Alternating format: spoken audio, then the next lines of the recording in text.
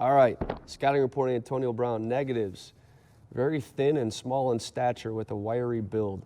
Lacks functional strength to beat the jam and will struggle to create separation against man coverage. Raw route runner, does not sell routes or show a feel for navigating zones. Concentration lapses show up too frequently. Has a prima donna attitude and does not like to work. Brown's strength and instinct deficiencies will make it difficult to separate the next level. Could have used another year of development. Character concerns could limit his appeal and knock him off draft boards. NFL projection, late draftable pick. Well, I think the only thing they got right there was late draftable pick. That's what he was.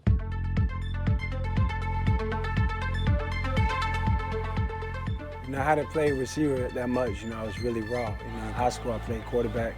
He was one of the top athletes in Miami, but always was understaged by the bigger names and the bigger schools. Some schools really missed out because they looked at his size and what may have you. Well, skill-wise, he was pretty raw. He was a quarterback until he came with us to Central Michigan. He couldn't get in a stance as a receiver. I mean, that's how raw he was. During that first year and then during the next 2 years, his work ethic is pretty much second to none. Just his drive, his hunger. He played the game for different reasons, especially as he got older and kind of started smelling the success he could have. He called me and said, "Coach, I'm going to leave. I'm going to go to the draft." And I think he understands that I was a diamond in the rough. And he told me that going into the draft. And he was the best player in that conference, hands down, at the time. He was the first player, and maybe the only player still, to be first team punt returner, kick returner, and wide receiver all in the same year. He was the MVP of the bowl game. He had 3 rings. MAC Freshman of the Year. He was the best punt returner in college football at the time. There was nothing else for him to prove other than, hey, I can do this at a bigger scale. I was able to get the process started really well. I had the opportunity to go to the combine, just embracing the whole process of the journey of being drafted. You're a little bit undersized. You've only been playing the position 3 years. Don't be expected to get drafted in the first or second round. That's about the last thing he wanted to hear. He's like, "Coach, I'm going in the first or second round." I said, "Man, I love you, but you're not." I said, "I don't think that's going to make a difference. You'll be fine. You'll make a team." When he worked out for the Pittsburgh Steelers, he was like, "Man, Coach, Pittsburgh Steelers." I said, "Yeah, Tony, I know I never told you this, but I've been a Steelers fan since 1972. He was like, "Man, Coach, I hope I get there, man. I like Tomlin. He's stern, which is what I need. I like the structure. I like the history of the Pittsburgh Steelers." He was just praying and hoping they could pick him. I remember that he had a distinguishing trait. He had the ability to separate at break points, and that was unique on his tape, and it continues to be unique on his tape today. We actually had Antonio graded higher than where we picked him. Once we got Antonio here, it was real evident to us that he was going to be special. Anytime we have a kid here for the pre-draft visit, we bring him here, we have a certain feeling that we probably want to add that player. I think the first time I came here, the first person I met was Mike Wallace. I remember just sitting down at a table with those guys, and it just felt natural, you know, the energy from them, and possibly being a part of the Steelers. I remember coming in here and seeing Hans Wardlocker, Troy Polamalu. You know, I just remember coming here and seeing legendary players who I already knew. Oftentimes they don't come to us mature, ready-made people. They're in the process of evolution. We felt much better after having spent a day with him as to what he was going to need if we did draft him. So now the Pittsburgh Steelers are on the clock. Draft day, I was on Miami Beach, seeing names being called on the TV and just waiting around to be picked. I was really excited. You know, again, late in the rounds, 6th round, you know, my brother was like, man, I think you're gonna go to the Steelers. You know, I was confident I'll get an opportunity eventually. You know, I knew it was coming. I didn't know when it was coming, but I know it was gonna happen. The Pittsburgh Steelers select. The Buffalo Bills called my brother phone. My brother was like, hey, this Buffalo. And then I literally grabbed the phone, and then once I did like this, I looked down, there was a 412 number. And then I picked up that one. It was, I think, Coach Thomas. I was like, about time. You watch it happen on TV, your family's excited, everyone see your name, they say your stats or whatever. And, you know, you're just excited. You know, I'm excited to meet Big Ben. I'm excited to learn the playbook. I'm excited to get up here and try to soak everything up and get to work.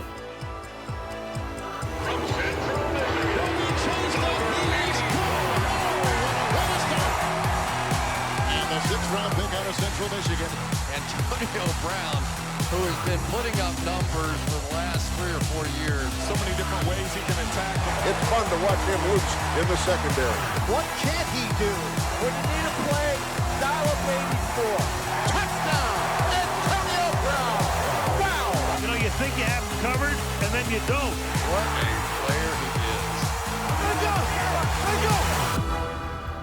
We're excited to be here today to talk about our extension of Antonio Brown's contract.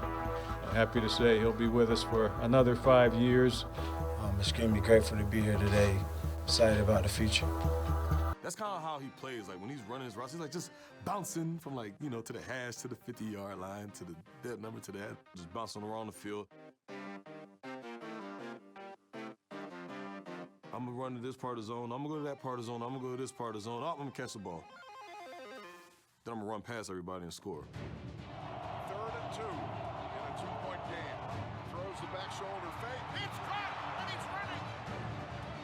Touchdown, Antonio Brown.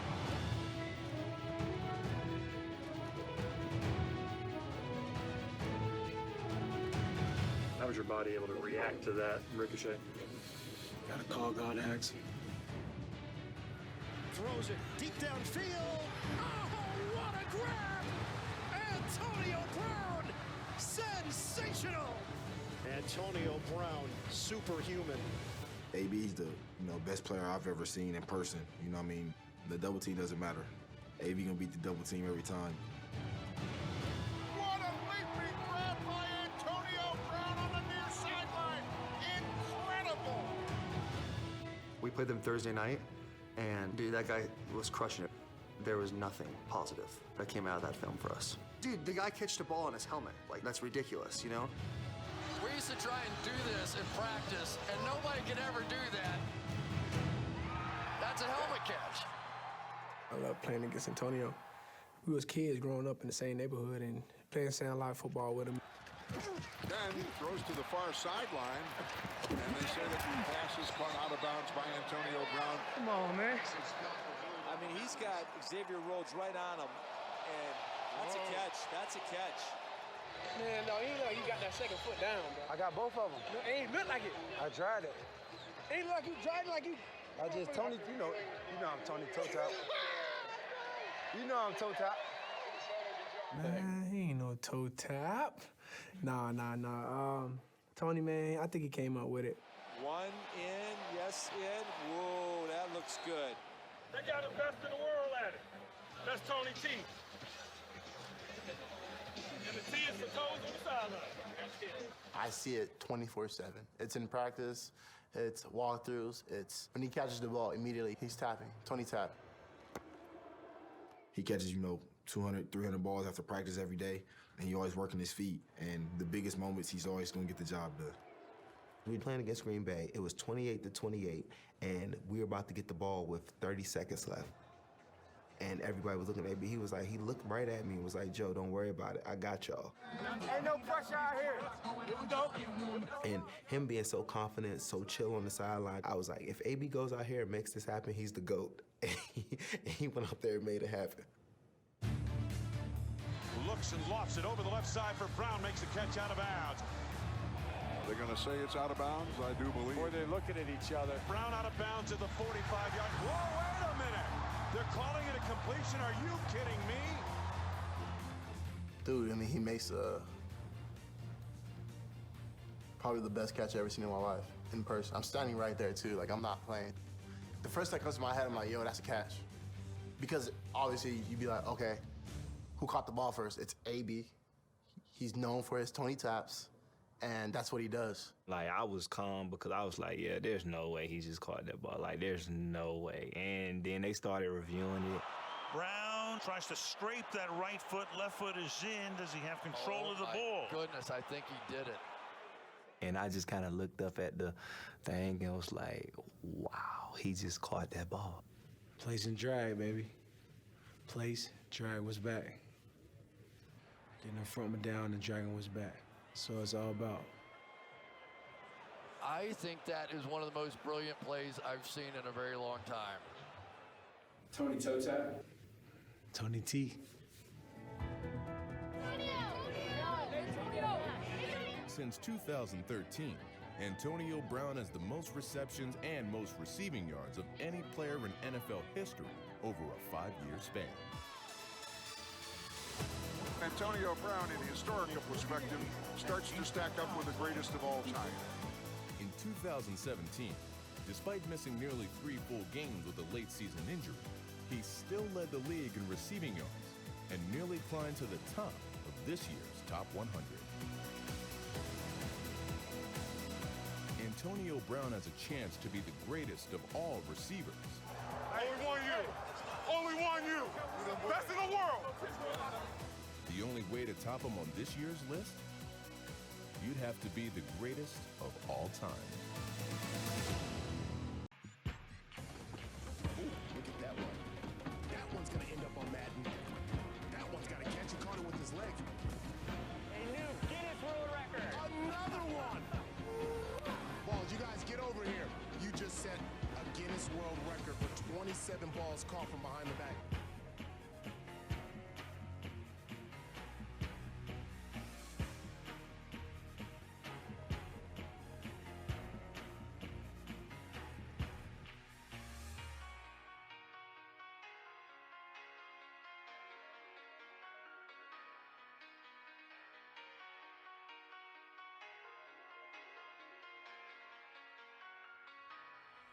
I'm surprised in Boyd Anderson High School in Broward. I'm gonna go out there and play some play around with the kids and see my dad. He's actually the head coach. Start going far every time.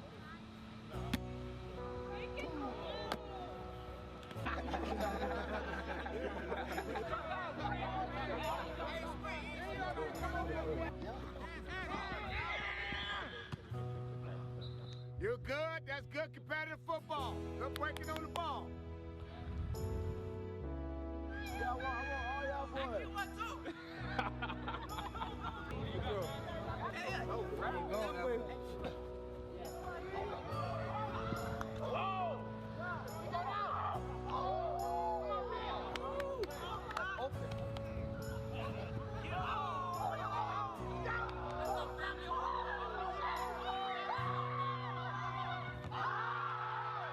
You gotta prepare yourself, son.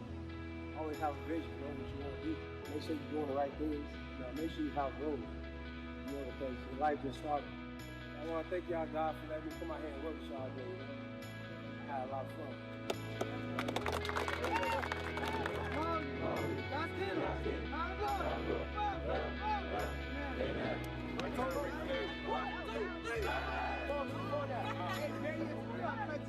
Come on, DBs, one time. Oh, you bro.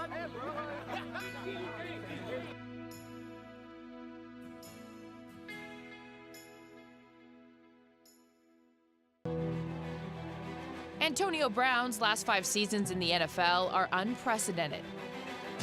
No one in the history of the game has more catches or yards over a 5-year span.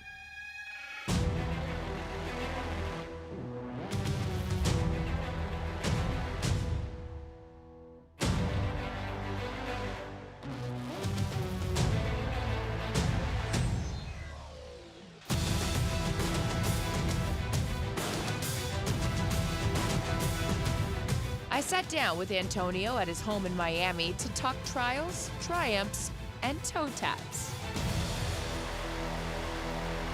Miami's a place for you that means a lot. It shaped who you are. So I wanted to take a journey with you from where you started to where you are now. So Liberty City. When I say Liberty City, what do you think of?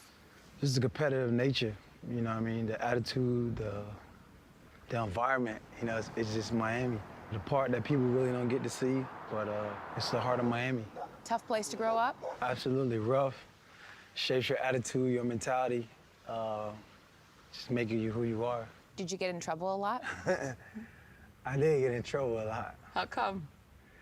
I just think, you know, I was a quarterback of school, starting quarterback, having a lot of issues at the house, you know, mom, dads. So sometimes I came to school and did the wrong things, like maybe gambled or, you know, try to make some money or did something that was, you know, wasn't appropriate. Were you doing that because you wanted attention, or were you doing that just because there was money. You needed money? Okay, fair enough. Yeah. Gambling was a big deal. You know, guys from the school that have a lot of money. So it's like you competing against your friend and other players to like play craps. Obviously, everyone knew who I was, so. You were the big man on campus. A little bit. You know, I was starting quarterback. Right, so with that comes responsibility, but it also, you got a hall pass, if you will, I heard, because of your charming, your smile. You were able to talk your way out of a lot of things. Is that true? Coach used to make me pay, you know, I always try to talk my way out, like, hey, I'm gambling, man, I just need some money, I gotta go home, I caught the bus here. I didn't think they cared about my problems, they just wanted me to do the right things, but I didn't think they understood what I was going through at the house, and that's kind of a difficult thing for kids coming from Liberty City. You never know what they're really going through. Brown's road to the NFL had many twists. While his father was an arena football star living in Albany, New York, his mother was navigating a new marriage. For Antonio, home wasn't the easiest place to be. Why couldn't you come home? Because it's like my mom and her husband, you know, they had a lot going on. So it was like, I was becoming a teenager, and it was like, he wanted rules, she wanted rules, and it was just becoming too much out of hand. So it was actually easier for you to be outside your house? Yeah, a lot easier. Yeah. Yeah, less stressing. It put my mom in a better situation, me leaving. Did she kick you out, or did you make that choice? Nah, I just made the choice to love. My mom never kicked me out. You know, it was just a better situation for me to leave, with getting into it with her husband, and she having other kids. It was just too much at the time, so I just removed myself. Football was the one thing Brown could count on to get him through the day. The high school quarterback planned to play at Alcorn State, but when he arrived on campus, he was told he was academically ineligible. So grades and test scores kept you from Alcorn State? I actually went there. They wanted me to stay there, and I was like, I can't stay here and not play. So if Alcorn wasn't gonna work, you know, I was gonna go to prep school where my friend was already at. In North Carolina? In North Carolina. So you jump on a bus? Okay, Yep. wait, so take me through that. Yep, so Alcorn State is in the middle of nowhere, so I actually had to drive like an hour and then get on the bus, and then 19 hours to North Carolina. 19 hours. What are you doing? Mr. Can't sit still for 19 hours on a bus. I'm just a young kid, 18 years old, you know, just trying to be successful. Brown spent half a year at North Carolina Tech Prep, enough time to earn college eligibility. He returned home to Miami and a chance to play at Florida International. You're like, this is incredible. I'm like, yeah, finally, Division I. Yeah. You know? And? So I was really excited, but, you know, I'm in Miami. You know, most of all my friends in Liberty City, I'm back to, you know what I mean, where I'm from, the people I know. So it was going well. I was training with the team, working out with the team. And one of my close friends who I hang around with, he get in some trouble with the campus police in the midst of us going to work out. So long story short, he talked to the police crazy, pushed the car, he run away from him, and I'm like sitting there like, yeah, is this really happening? So I go to walked back to the dorms, the police got up the gun on me. I'm like, hey, sir, like, I go here, what's going on? Right. So now he tucked the gun and just started chasing me. I'm like, all right. So I run, I get away from him. Like, I'm hiding out at dorms. I got like, it's like, yeah, it's you're crazy. like, how did I even find myself in this mess? I didn't even do anything. I didn't do nothing. I'm going to work out, and next thing you know, I'm like running from the police to campus. So then it culminates in they revoke your scholarship. Yeah. So they pretty much deny my admissions. They just say like, hey, you never went here. Right. So now I'm back. So now you're back to the beginning. Yep. In the fall of 2007, Brown walked on at Central Michigan. In his 3 years there, he averaged over 1,000 yards a season and set a school record for receptions, drawing the attention of NFL scouts. At this point, I'm still blessed, so it's like, I was just excited to be able to move on and get an opportunity that I know I prepared for and I worked for, that I finally had earned. Now known as a man who knows how to make an entrance, Brown's arrival into the NFL was not as splashy. When he got to the stadium for what he thought was his NFL debut, he learned he was inactive. You come into the first game, because as a rookie, you don't know if you're going to play. Right. So, like, I'm showed up, like, yeah, I'm ready to go. Right, yeah, you're jacked. And I'm like, yo, there's no clothes in the locker. Like, yo, where the gear at? Like, where my stuff? He's just like, like, I don't know.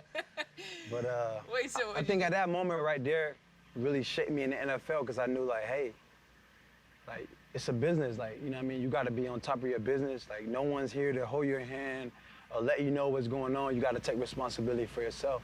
That was week 1. Week 2 was a different story. Oh, we got a little reversal action coming up the right side. Here comes Antonio Brown, and he's at the 30, 35, 40. He's running play. Nobody's going to catch Antonio Brown. His first touch in the NFL resulted in his first touchdown in the NFL. 8 seasons and more than 60 touchdowns later, Brown is widely regarded as the league's top wide receiver. We had you mic'd up in a game against Minnesota. Yeah. You and Xavier have a great relationship, right? You work together in the offseason. Every year. Yeah, every year. And we catch you on the mic saying, I'm Tony Toe Tap. Yeah. Did you make that up? Yep. You know I'm Tony Toe Tap. You know I'm Toe Tap. Is Tony Toe Tap different than Antonio Brown? Tony's a little bit more flashy. Antonio's chill, like, you know, is nonchalant. He's really at peace, not really, you know, the same all the time. Yeah. Kind of, you know, not high or low, just always the same. I think Tony's, you know, could be a little bit up and down. You want to play tackles? You want to play tackles? You made him play. Let's go. Ready to play you now. Because I think when you play football, it's like an aggressive game, you know? Guys in my face want to push me around, and, you know, guys want to stop me, so it's like a challenge. Ironically, Tony Toe Tap's biggest challenge came off the field when Brown took a turn on Dancing with the Stars in 2016. Why did you want to do that? Because that year I had got a concussion in the playoffs at the end of the season, and, like, my balance was off, you know, I was tired, sleepy. So I'm like, hey, how could I work my mind and be active without really going super hard? So you know what? I'll try Dancing with the Stars to see if I can learn to dance. I can really work on my mental. That's great. And guys always say it's so much harder than you think, right? Yeah. Because, like, yo, you got 4 days to really learn to dance, and you got to be able to do it. Yeah, hard work on Snapchat, bro. Face off, man. When you think about where you are, again, in your beautiful home and with all of the things that you've created for yourself, again, a long way. We keep looking back in that rearview mirror from Liberty City. What are you most grateful for? Well, I'm grateful for how I conduct myself in the midst of it all. You know, usually guys coming from places where I come from to be at this level, you know, guys usually could change their attitude or how they deal with people or how they handle a scenario. So, you know, it's all about remembering where you came from, treating people how you want to be treated, and having the same mentality when I was, you know, in Liberty City fighting for opportunity. So I never could lose sight of what I had to do to fight for the opportunity, and now having the opportunity, appreciating it and not taking it for granted. Okay, I'd be remiss if I didn't have you show me a few Tony Toe Tap moves. Okay. Around the pool? Let's do it. My luck, I'll fall in. Right now, we're gonna get a little adrenaline rush on my bike, KX 85. So here we are. I'm gonna get dressed, get all game ready. How about we go for a ride, get our adrenaline flowing.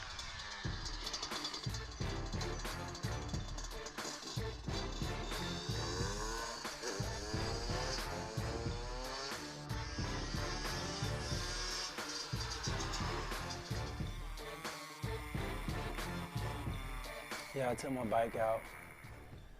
Definitely get some adrenaline going. I get on it and provide me that spark, that excitement.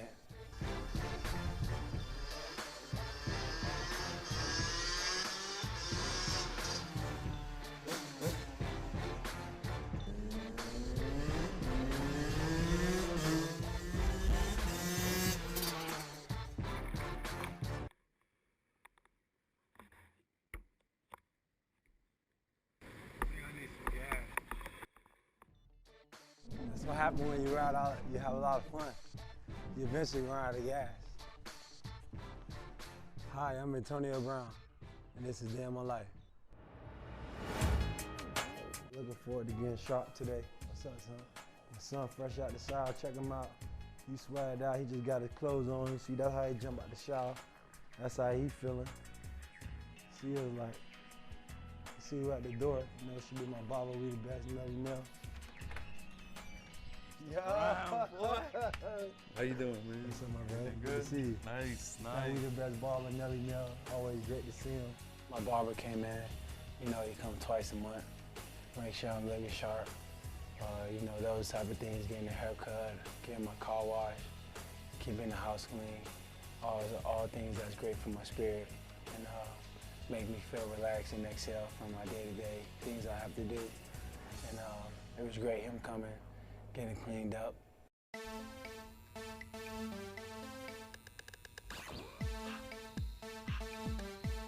This is Antonio Brown specialty right here. Likes it nice and close. Been my barber for years, man. We come a long way. I used to pay him $15. Now I get a house car.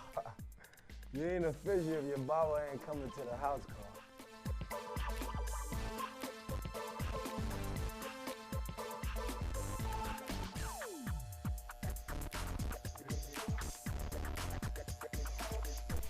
Good? Feels great. Got that cut. Feeling good. You know, it's just something about that fresh look, man. Uplift my spirit. You know, I always get that We the Best cut. It's real uplifting.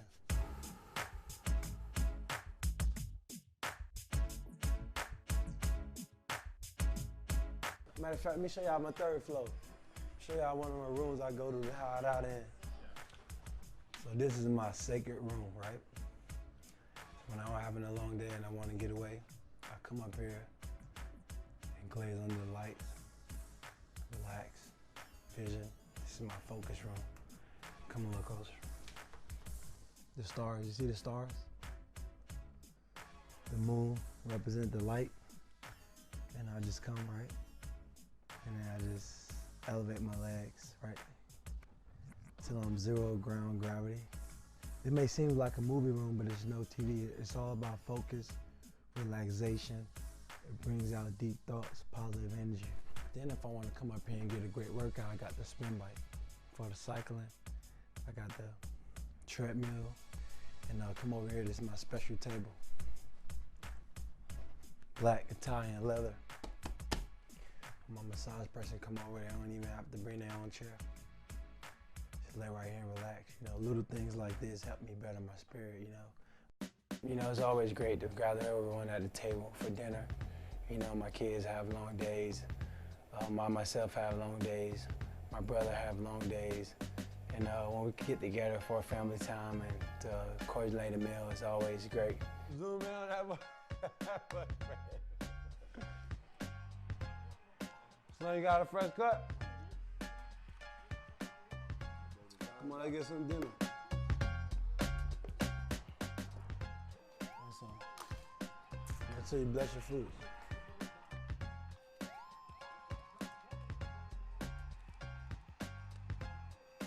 My brother actually just earned a scholarship at the University of Pitt, and I was really proud of him, not just only for that, but he actually graduating this summer. Tomorrow's my little bro's birthday. Shout out to my little bro, Des Brown 30 on Twitter. just earned a scholarship to Pitt. You know, his birthday tomorrow, he's turning 23. I'm really proud of him. It's a 3.5 student you're looking at. And, you know, I'm gonna give him a gift tonight, you know, something that he don't even know. You know, here it is right here. Title to a new car. You just got him a 2010 Wrangler Jeep. So when y'all see that black Jeep, y'all know it's not mine. It's officially gifted. I'ma sign it, seal it, hand it over to him right now for a happy birthday. I had a chance to give him a new car, and what a better place to do it than my house at the dinner table unexpectedly. This is Antonio Brown of the Pittsburgh Steelers. Chest up, eyes up, prayed up, and that was a day in life.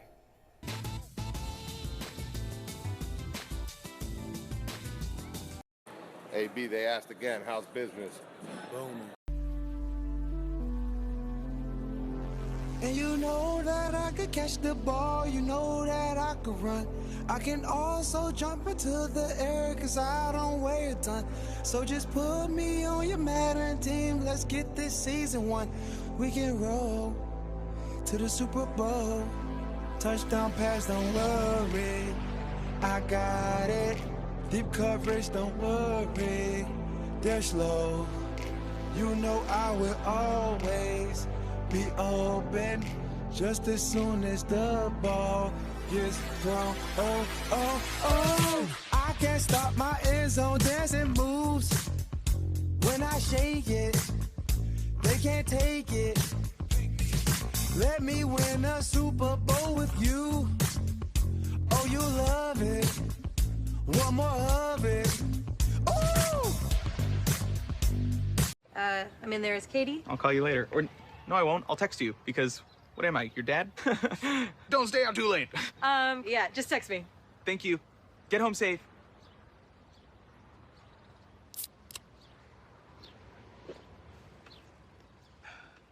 This must be what Antonio Brown feels like when he's dancing in the end zone. Huh. This must be how Lucas felt when he finally got Katie's number. Pepsi.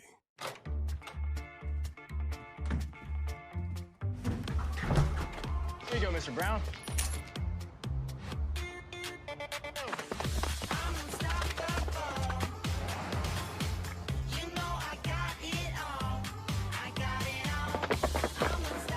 Antonio Brown. Stay one step ahead with Visa Checkout. Hey, you got a little sauce. Visa, everywhere you want to be. Use Visa Checkout to buy a Papa John's pizza, and you can get your next one-topping pizza free. Antonio, we crushed it last week, buddy. Without NFL.com fantasy football, what would friends talk about? You excited for the flight? You gonna pop in a movie or just zone out? NFL.com fantasy football. Fun, free, and easy. Jeff. Yo, Jeff, wake up. It's your turn to pick. I'll take Antonio Brown, please. Get your fantasy draft kit at Buffalo Wild Wings, and you can host next year's draft at NFL headquarters. Are we really pulling that poofy balance here? I don't know, I like it. Who are you? Oh, I'm Antonio. I'm just helping Andy and you move in together. Okay. The new celebration rules are in place, and Pepsi is all for it. Antonio, what have you got in mind? Bit of a throwback. Looks like the Charleston. You never see that in football or anywhere.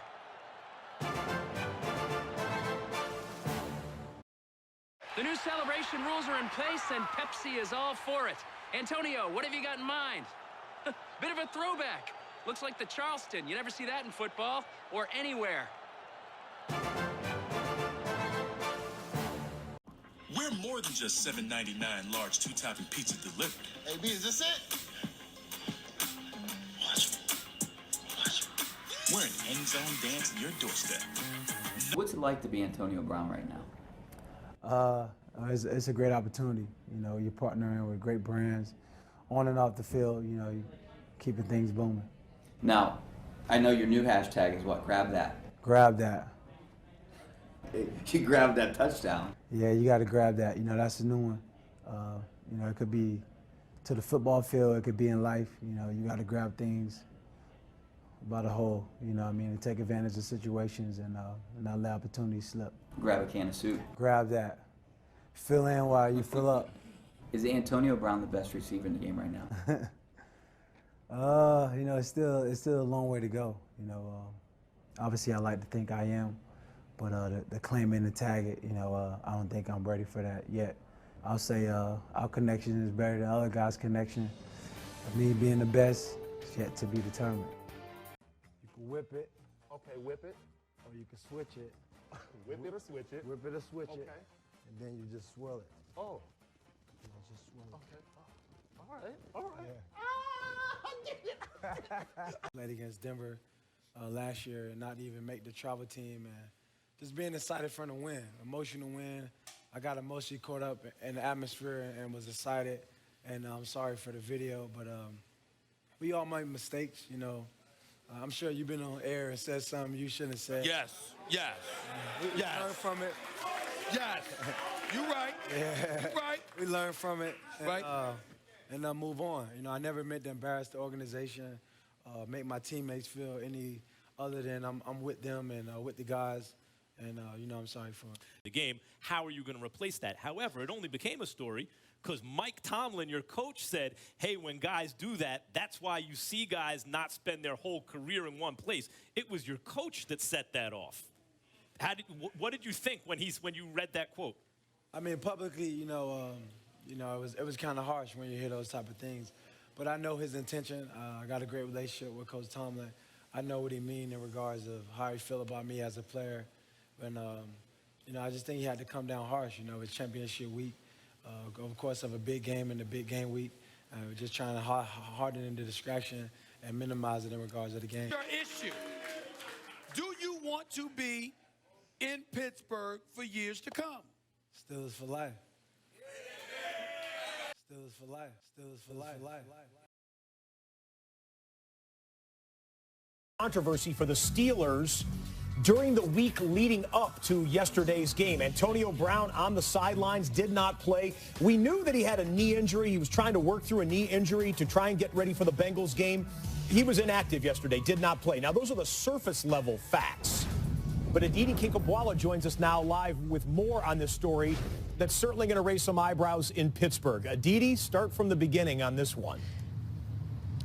Scott, the eyebrows have long been raised, and it's beginning, let's go all the way back to the spring and mini camp when Ben Roethlisberger decided not to be here, go on vacation with his family. That infuriated Antonio Brown. Antonio Brown, who has never missed anything, decided not to come to mini camp either.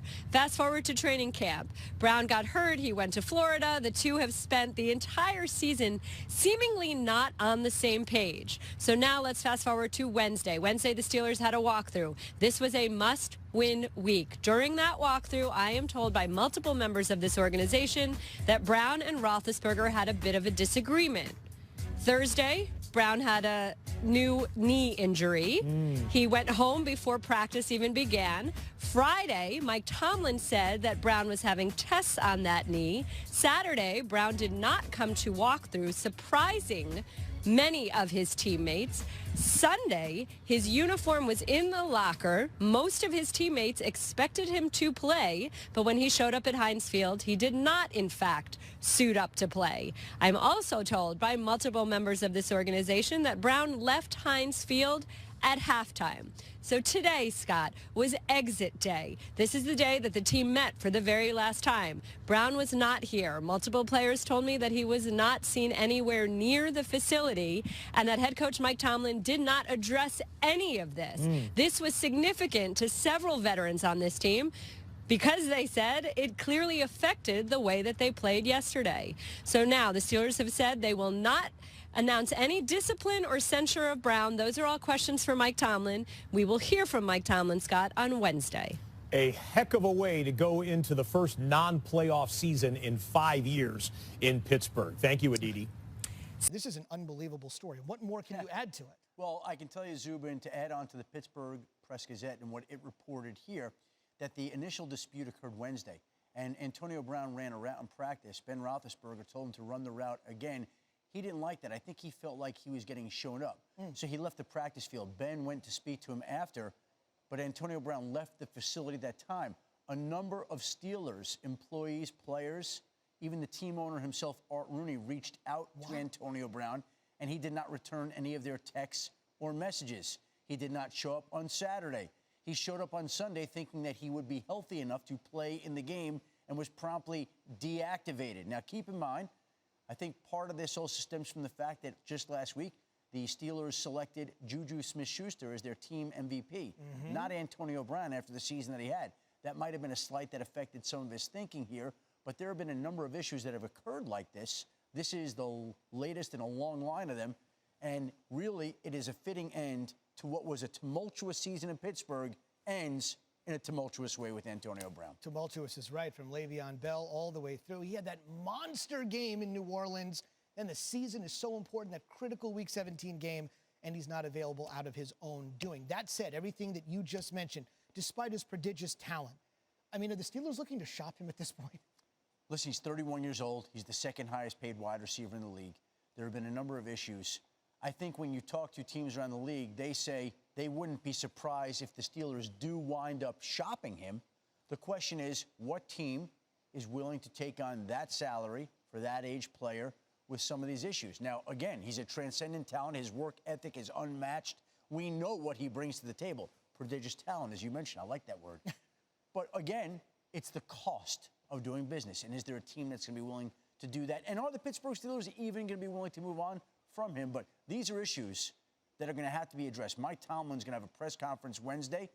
Rest be assured he's going to be asked about Antonio Brown and what he thinks of what the team should do and how it should handle it. And we'll see what Mike Tomlin says on Wednesday. What more can you add to this story? Well, certainly ugly. You know, Ben Roethlisberger, the veteran quarterback, was identified as a teammate he had a dispute with, Antonio Brown, on a Wednesday walkthrough.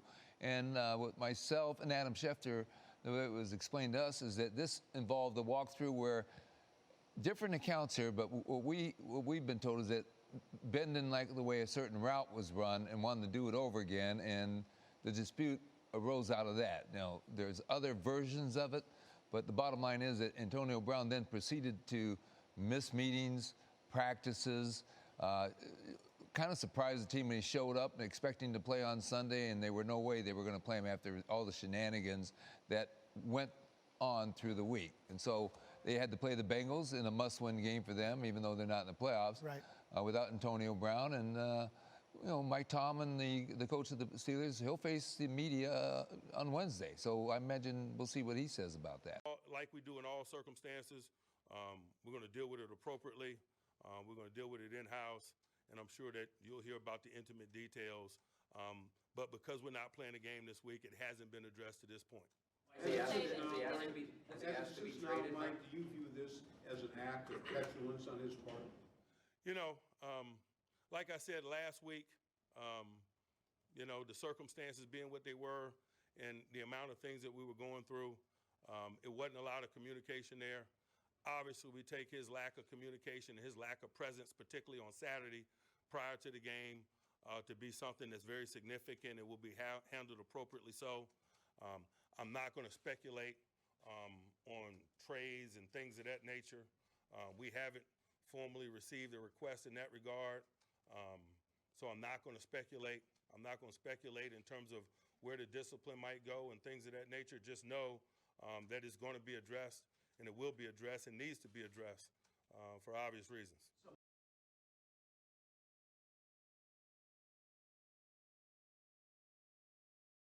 It is now officially over. Antonio Brown is finally out of Pittsburgh. Antonio Brown is now a Raider. Pittsburgh sent Antonio Brown to the Oakland Raiders for a third-round pick and a fifth-round pick.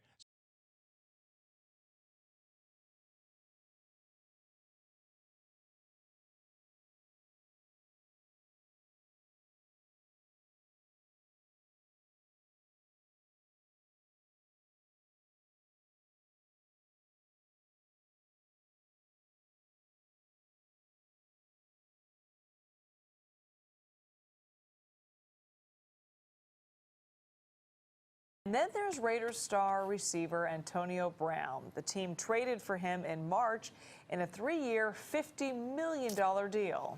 But tonight he is threatening to never play a game for them or any other team for that matter. Night Beat's Juliette Goodrich is in Livermore with the helmet showdown and what fans have to say about it tonight.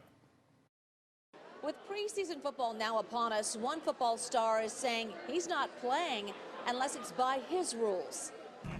Oakland Raiders wide receiver Antonio Brown wearing a new team-issued helmet for practice back in May.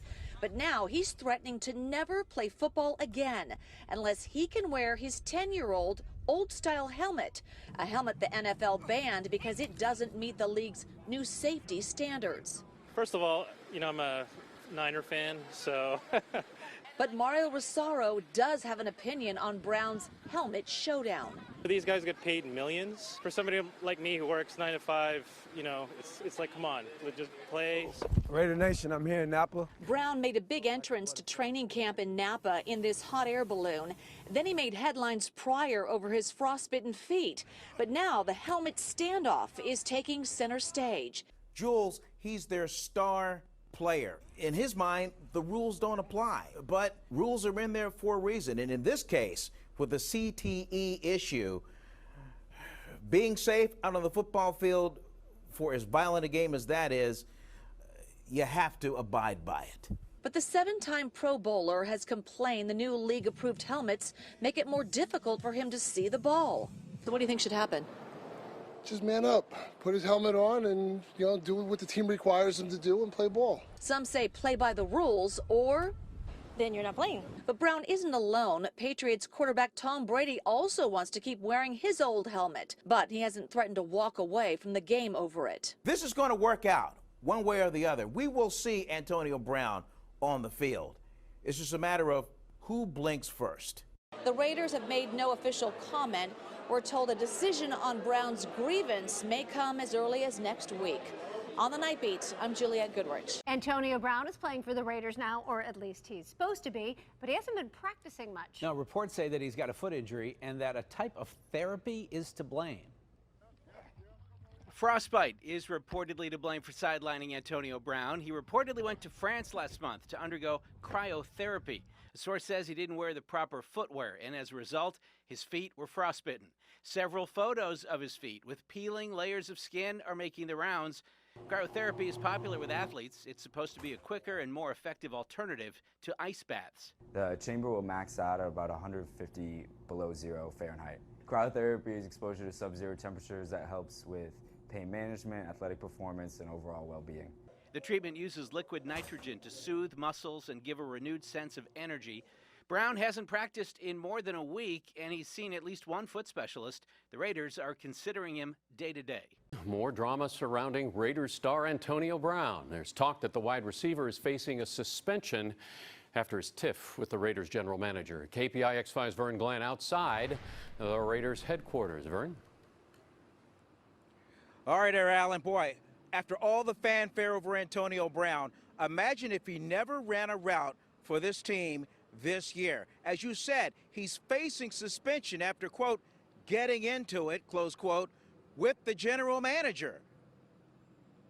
I expect a lot more drama from number 84, I really do. The signals were there from day one when those who covered Brown in Pittsburgh fired a warning shot. If things break down and things don't go his way, yes, you'll see problems. I'm sure you will. His prediction was spot on.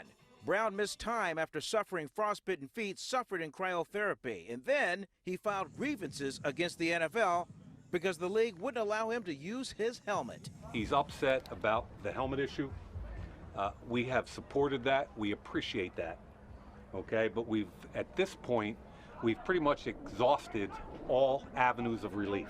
It was clear the Raiders decided general manager Mike Mayock would be the guy to keep Brown in line. From our perspective, it's time for him to be all in or all out. His threats went unheeded. Brown continued to be a distraction, and yesterday, the receiver uploaded a team letter detailing his fines. Reportedly, he and Mayock got into a heated exchange at practice, with Brown threatening Mayock. Antonio Brown's not in the building today. He won't be practicing. And the team did their best to deflect the attention away from the star receiver. I'm not going to get into all this. If you want to ask about the Raiders, I've been talking about the same guy every day. I don't know nothing about it, man. You're asking the wrong person. Yeah. I think deep down, I think he's a really good guy. So I'm frustrated. I'm not going to say any more about it. Hope it all works out. Yeah, John Gruden did say that a decision on his status for Monday night's game would come later on today. That decision could spill over into Saturday when the team goes to Denver. One thing's for sure, Alan, this team, the Raiders, they're going to move on with or without him this season. And to date, they have not paid him a dime of his new contract that he signed a handful of months ago. In Alameda, the Raiders, Vern Glenn, KPIX5. There's football to play. Iggy. Yep. Antonio, coach is on the line. Hey, B. Coach. Hello. Yo, what's up, coach? What the hell's going on, man? Just a villain all over the news, man. Is Antonio all right? He didn't behave like this before he started getting this money. There's something wrong with AB. Antonio Brown has been an absolute embarrassment. You're not a villain. You're the most misunderstood fucking human being in my entire life that I've ever met. I mean, I brought you here because you're my favorite guy. I've never seen a guy work hard. And I don't know where you are in your life right now off the street. All I know is you got a lot of things going. There's a lot of people that have an opinion about you. And whether it be good or bad, you're in the spotlight all the time.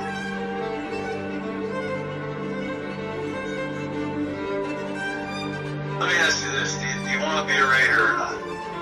I've been trying to be a Raider since day one. I've been fucking working my ass so hard at anyone. I don't know why it's a question of me being a Raider. Like, do you guys want me to be a Raider? Will you stop this shit and just play football? How hard is it, man? You're a great football player. Just play football. Yeah, but I'm more than a football player, man. I'm a real person. It ain't about the football. I know how to do that. I'll show you guys there on the daily. This is my life. Ain't no more games.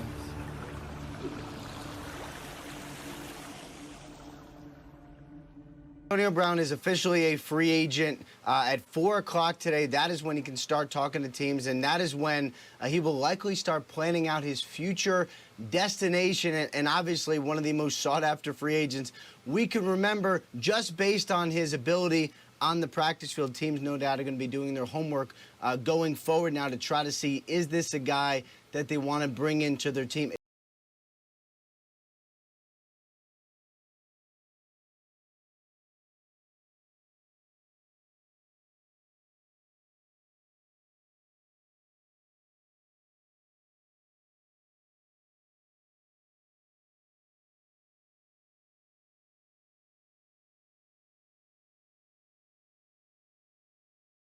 Hey, B, could you go back and play in Pittsburgh? Is it any way? I mean, there's no really, it doesn't look like it's any... There's no shot. No, it's no shot of him going back to Pittsburgh. Yeah, what happened with that the last week of the season?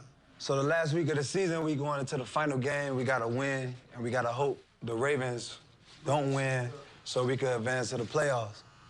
I'm a little banged up, so I meet with Coach Tomlin. I'm telling him, like, hey, man, I'm a little banged up, so I'm going to need a little time to get right. So he like, if you banged up, man, just, you know, you could just go home. Leave practice? Yeah, like, you ain't even got to be here. So I'm like, damn, that's where we at. Damn, how we get there? Like, you know what I'm saying? Like, you just hit I it. can't get Like, no treatment. so it's like, you know what I mean? He was So when taking you the think it's treatment. like, I'm going to war for these guys, putting my life on the line, it's like, it's an unknown when it come to me, just like right now, the write-ups. It's like, you know what I mean? They control the narrative, so we ain't standing on, you know what I mean, good foundation. They could just paint you any kind of way. And that's the thing people don't know. It's like, you know, it's a controlled environment to where they could kind of determine if they want to let me eat or not. Because you need to coach the quarterback and the quarterback, too. Yeah, for him to be on the same page. Was you and him on the same... Did you feel like you and him was way off? It's like one of those things where it's the ego. I don't have an ego because, like, bro, I'm just trying to win. And you just got sick of it. You like, I ain't putting up with this shit no more. Yeah, once the last game came, buddy, with the go home, with the confusion, too much confusion, I'm like, damn, this is where they really at. Because now they showing me the reality. Yeah. You know, oh, yeah, the good dude called me out. We lose a game. He like, damn, AB should have ran the better route. Why would Ben do that? That's the type of guy he is. He feel like he the owner. Bro, you threw this shit to the D-line, man. How the fuck I'm gonna run the better route? You need to give me a better ball. But it's like, in the league, you're gonna have a guy from the team to be like, well, you can't say that. I need you to get this out there, like, But it's like, why I gotta be acting? At least ask the nigga how he feel first. Let it roll. Right? 'Cause if it don't matter how I feel, then fuck it then. Why I'm here, you know what I'm saying? It started seemingly a couple of years ago when Ben started to call you out on the radio. Is that the case? Was that when it began? Criticism really is a part of the job. You know what I'm saying? I answer criticism with achievement. Yeah. You know, it don't matter if someone called me out. You call me out right now, if I give you more negative words, it's just gonna be a scams. You know, I could answer criticism with my actions, with what I do as far as my achievement. I love Ben. You know, Ben's my quarterback. You know, he's feeding me the ball. You know what I mean? He take care of me. I'm not worried about him calling me out. Yeah. But, you know, on a professional level is like, yo, like if I'm your guy, make me know I'm your guy. You know what I mean? Don't say I'm your guy, then call me out. See, now that's an issue. You know what I mean? If you're gonna call me out and we're gonna live upon those rules, let's do it. Because I'm always in for a challenge to hold myself to all kind of standards, you know what I mean, of commitments, of excellence. So if that's all we living by, that's the standard. Let the standard be the standard. Mm-hmm. But don't say I'm your guy and then point finger. Don't say I'm your guy and don't throw me the ball the whole first quarter. Don't say I'm your guy and you asking my coach, yo, what's wrong with AB? Or I'm injured in training camp, I gotta go away to get treatment, and now you tell the coach to come down on me, and then my guy call me, tell me like he's something, like he the one got these, like the coach on me. I'm like, yo, this is my quarterback, so it's just a lot of. You're looking for transparency. Yeah, I'm not looking for anything. I just want to play football. I don't. It's like Wi-Fi, you know, but it's always connected. What happened to that Wi-Fi connection? Well, you know, I'll start with saying you're right. AB made me, you know, who I am. I mean, he was the greatest wide receiver I think I've ever played with. And the things that he did in this league and that we did together, you know, are amongst the best of all time. And you're right. There was some great things, and then all of a sudden it just kind of it disappeared. And I'm not really sure where it went. We always worked through it. You know, we always came out the other side smiling and hugged it out and enjoyed it and moved on. And you know, this time I really don't know. He makes it sound as if you called him out too much publicly. Now you have a radio show, which obviously is a place where people listen, and you've given them a unique perspective over the years. Do you think maybe you took that to levels you shouldn't have, or do you have any regrets about some of those comments publicly? You know, it's a fine line to walk sometimes of giving information out, giving kind of some cool things for the fans to be a part of, and maybe saying too much. And I know that I took some heat, and deservedly so, for some of the comments that I've made on that show, and especially towards him. And I genuinely feel bad about that, and I'm sorry. Did I go too far after that Denver game? Probably. Brown went beyond probably. He took that comment as a personal slap and aired it out on LeBron James's show for HBO. You know, oh yeah, the good dude called me out. We lose a game. He like, damn, AB should have ran a better route. Why would Ben do that? That's the type of guy he is. He feel like he the owner. Bro, you threw the to the D line, man. How the I'm gonna run that route? You need to give me a better ball. I can see where that comment was perceived to be negative towards AB, but it wasn't meant that way. It was more, you know, just like everything during the season, it's a compliment to AB because he's doubled every single play, and that's why it's so. And yet he's still that's why I say it's still so amazing is that he was able to do it through all the adversity of double and triple teams, and so it was more meant that I should have gone to Juju because he was single covered, and I regretted it. I mean, that's the thing about media and social media and things like that is as soon as you say it, you know, sorry only goes so far, right? You can't take it back, and I wish I could, because if that's what ruined our friendship and our relationship, then I truly am genuinely sorry about that. Then, given what happened in the final week of the season, Brown and other former players questioned Roethlisberger's leadership, and so did many in the national media. When you hear a claim that you're not the leader that you should be, how does that affect you? They were hurtful, you know, and it was hurtful to myself. It was hurtful to my family. I always want to get better. I always strive to be the best that I can be. And last year we weren't good enough. We lost 6 games. We didn't make the playoffs. So I need to, as a leader of that football team, because leadership ultimately is about winning football games. And I didn't do a good enough job of being a leader because we didn't make the playoffs. there's more than one leader in that locker room, and we're lucky to have them. It's Ramon Foster, it's Marquise Pouncey, Cam Hayward, just to name a few. So now that this Killer B era is over, I asked Ben if he has reached out to Antonio Brown in any way now that the dust has settled. So some messages, called him. I haven't heard back, but I'm sure he's getting busy with his season and getting ready, as I am with the guys that we have here. But I really am looking forward to reconnecting with him, talking, because like I said, he's a good friend of mine. I still call him a good friend, and I hope that we can reconnect, and I hope that our friendship can continue to grow.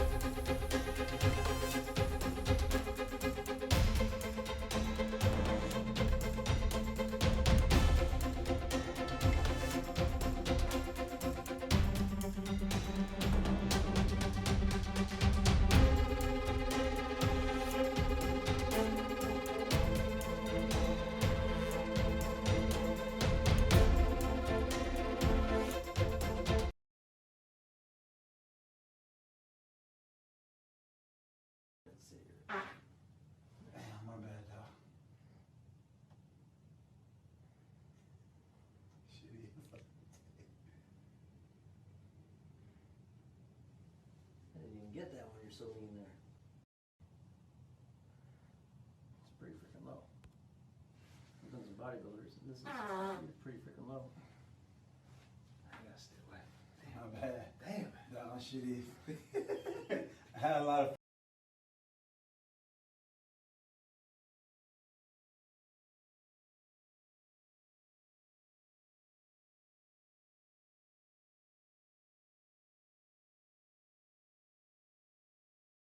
I feel like Antonio brought it on himself. Right. In turning my back on my brothers, I couldn't even come to that game and be on the sideline with a fur coat on and looking at my brothers and knowing that the playoff contention is still on the line. I just couldn't do that. You got into a little bit with Antonio Brown. What do you think about Antonio Brown? Oh my God.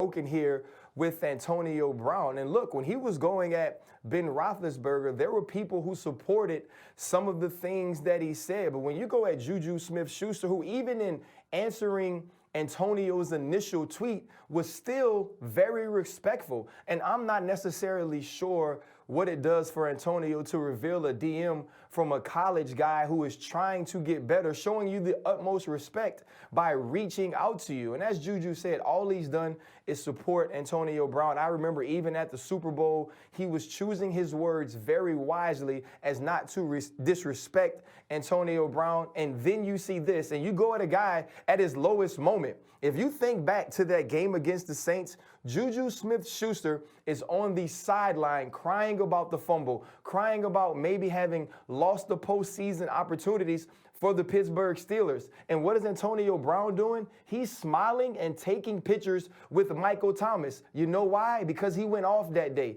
He killed Marshawn Lattimore. He had 2 touchdowns because he's about stats. He's about money. And now he'll get his money in Oakland. If Derek Carr can find a way to get the ball to him, I believe he'll be successful and get his stats. But that's all he cares about. And he's showing his true colors of not being a good teammate. And whether this is controversial or not, I really don't care. And now finally showing y'all that he's just not a good human. See what players were bad at, try to put it in my game.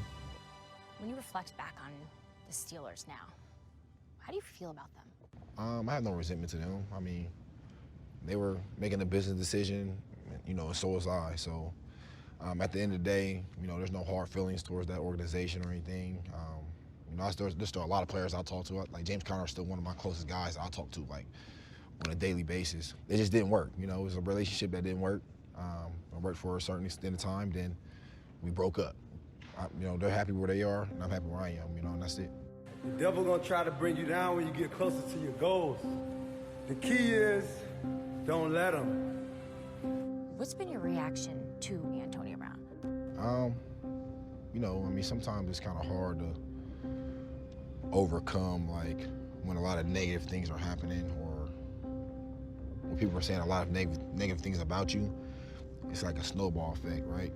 Even when it happened to me, you know, and I had my suspensions and things like that, I don't ever want to get too low on myself. I hope, you know, Antonio's doing the same thing. If I had to give him advice, that's what I would give him. If you know AB personally, you'll know that he's like a good person. He's not trying to really harm anybody. You know, he just, maybe something he wants and he got to go achieve it. But he might go a different way about it than other people would. But, you know, it is what it is. Tell Julio, look up the stats. I got more touchdowns than Julio Jones, buddy. Yeah, tell Julio, look up the stats. I got more touchdowns than Julio Jones had in the past 5 years, and I took a year off. So let's be real. When you talk to me, talk facts. I said, when y'all give him his money, you're going to create a monster. You know, talking about Antonio, I was, you know, one of the leaders on the team at the time that he was with the team, and I definitely feel a tremendous burden now, you know. Have you reached out to him at all? Everybody's tried to really reach out to him. Because you see some of the videos and everything else, or the viral postings, and and he's not being the best version of himself. So what have you tried to do? Well, yeah, as a teammate to him, you know, I definitely try to be a better brother to him, and honestly, I feel a responsibility for the way he's behaved, you know, recently, not being able to reach him, you know, while I was a teammate with him. Yeah, I mean, our locker room is very close. We definitely have a very close brotherhood from the previous players that I was teammates with, and we've all done our best to try to reach out to him. But, you know, he's lived a very, very, very tough life, and he, you know, like many football players, and he's also can't trust anybody. So it's really hard for him, for people in his position, to really find help when anybody's either, you know, wanted something for him, needed something from him, and you see that with a lot of young players these days that are kind of under this predicament of, man, like, who really wants what's best for me, or who wants what's best out of me? Yeah. And I think he's one of these examples. I want to ask you about Antonio Brown, and I don't want to dredge up old stuff, but I really am curious. We've seen things from him this year that we don't know him. We're right? concerned. And we're concerned for him. And how much of what has happened over the course of the past year is something you look at and say, that's even a different guy than what I knew behind the scenes? I mean, is what we've seen publicly what he was always like and we just never knew it, or is this something different than what you've experienced? It's definitely, you know, something different. You know, for myself, like what you guys are concerned, I'm concerned too. Yeah, right. In a possible way of that, like, I mean, it's tough for a guy, you know. You take away his job. I mean, what he's been doing since he was a kid. Yeah, his passion. And his passion. So they take that away, and it's tough, the situation he's going through. Being a guy who's looking from the outside in, like how you guys, I was like, wow, that's a different dude that, you know, playing on the field how he was. You know, I'd be remiss having you on the live national television in front of me, Coach. I'd be remiss in neglecting to ask you about Antonio Brown, a former player of yours. He's been very, very contrite as of late, apologetic to you, apologetic to the Steelers organization, specifically apologetic for Big Ben Roethlisberger, and obviously that coincides with him looking for a job. Would you and the Steelers consider bringing Antonio Brown back in light of the mea culpas or the contrition that he has displayed? I'll say this, once a Steeler, always a Steeler. We had great success over the course of 9+ years with Antonio. We're always going to be interested in his growth and development as a man, and we'll be open to assisting him in that, but we have no current business interest at this time. How is Raiders free! Bro. Oh!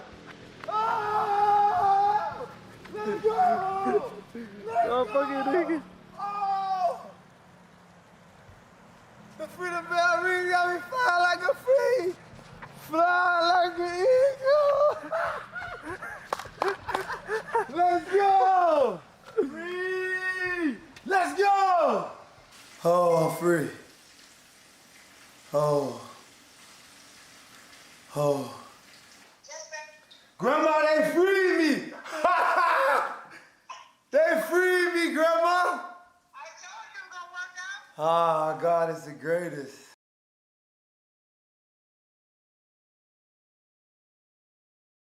Brady, end zone, caught by Brown, touchdown, New England. Antonio Brown, the newest Patriot. It was less than a week ago that superstar wide receiver Antonio Brown looked like he would be headlining a seemingly unstoppable offense for the New England Patriots. But on Friday, the defending Super Bowl champs cut Brown after he had played just one game for them.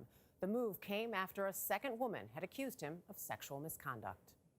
The New England Patriots shocked the football world when they signed Antonio Brown less than 2 weeks ago. The talented but controversial wide receiver had just been released by the Oakland Raiders, despite the team signing him to a $50 million contract this year. But a day after he joined New England, Brown's former trainer, 28-year-old Brittany Taylor, filed a civil lawsuit alleging he sexually assaulted her 3 times, including a violent rape at his Miami home last year. Taylor sat down with NFL investigators on Monday for 10 hours. That same day, Sports Illustrated published an account by another woman who says Brown made unwanted sexual advances toward her in 2017 after he hired her to paint a mural in his house. Thursday night, Sports Illustrated reported that same woman received an intimidating group text allegedly from Brown's telephone, which included pictures of her and her children. The texter accused the woman of fabricating her story for cash. During his Friday morning news conference, Patriots coach Bill Belichick told reporters he wouldn't comment on any of Brown's off-the-field issues. When the questions continued, Yeah, I'm good. Okay. Thank you. Belichick abruptly ended the session. Hours later, Brown was off the team, and the Patriots released a statement reading in part, "We feel that it is best to move in a different direction at this time."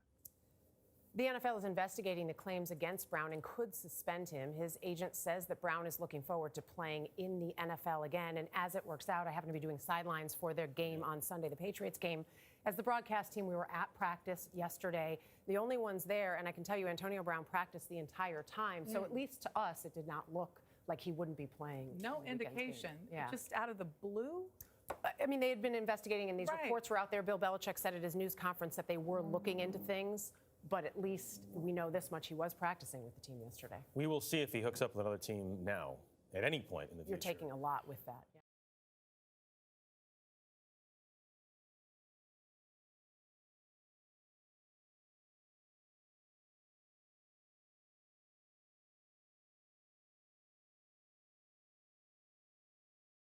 Now at noon, former NFL wide receiver Antonio Brown is facing some serious charges after Hollywood police issued an arrest warrant following an incident at the player's home earlier this week. CBS 4's Ted Scouten is live outside of the police department in Hollywood with the latest. Ted. Well, Carly, with that arrest warrant out, there is still no word yet as to what they're going to do to get him into custody. At this point, Brown is facing 3 charges, including burglary with battery. We've seen Antonio Brown on Instagram just yesterday, posted a live video indicating he was in training. Cole, we finna go lift or what? Yeah, let's go lift. Come on, Chubb. Chammy's come back training. We want to come back to play football. And on Twitter Wednesday, he said, "They want my name slandered." Now there's an active warrant on him, all stemming from a Tuesday run-in with a moving truck driver at his Hollywood mansion. A police report says the truck was delivering items he had stored in California. It goes on to say when the victim arrived, Brown refused to make payment for the delivery. As the victim was driving off, Brown picked up a rock and threw it at the victim's vehicle, causing a small dent and paint chip in the driver's side door. Then the report says Brown eventually agreed to pay the original cost plus more for damage. It says when the driver returned, Brown refused to pay the extra cash. Then Brown stepped up into the cabin of the vehicle and started to physically grab and pull the victim. The altercation between Brown and the victim caused the victim to have a ripped shirt with multiple abrasions. For the record, you're before the court this morning on one count of burglary with assault or battery. Brown's trainer, Glenn Holt, was arrested at the scene. He's accused of reaching into the truck and grabbing the keys. A key cut the driver's hand in the process. Holt was released from the Broward County Jail last night, saying he still has questions. What do you make of all this, then? Why are you arrested? I'm trying to figure the same thing out. On the scene Tuesday, Brown went inside his home when police arrived and never came out. This is the latest incident involving Brown. He's made headlines recently after claims of assault from a former female trainer, a lawsuit over trashing a South Florida condo, and a public incident showing Brown cursing at the mother of his children in front of his kids. And again, an arrest warrant was issued for Brown. No word yet this afternoon as to how police are going to get him into custody. Live in Hollywood, Ted Scouten, CBS 4 News. So you saying she blocked at the gate? You gonna continue to bring her over here every day? This your second day her here? Crib, she blocked at the gate. This is the first time I'm here. So. This is the second time these people was here, bro. Little boys, her. So what about my car though, bro? How could she leave with the car? No, bro. Get the kids' clothes. Ain't no more, bro. Get them the fuck out of here. What you mean? Bro, get them the fuck out of here, bro. Hey, sir, what about the car she's driving? That's my car. What you told me? Ain't no Mexican. She don't stay here. She blocked by the gate. You keep letting her in. You keep bringing her in.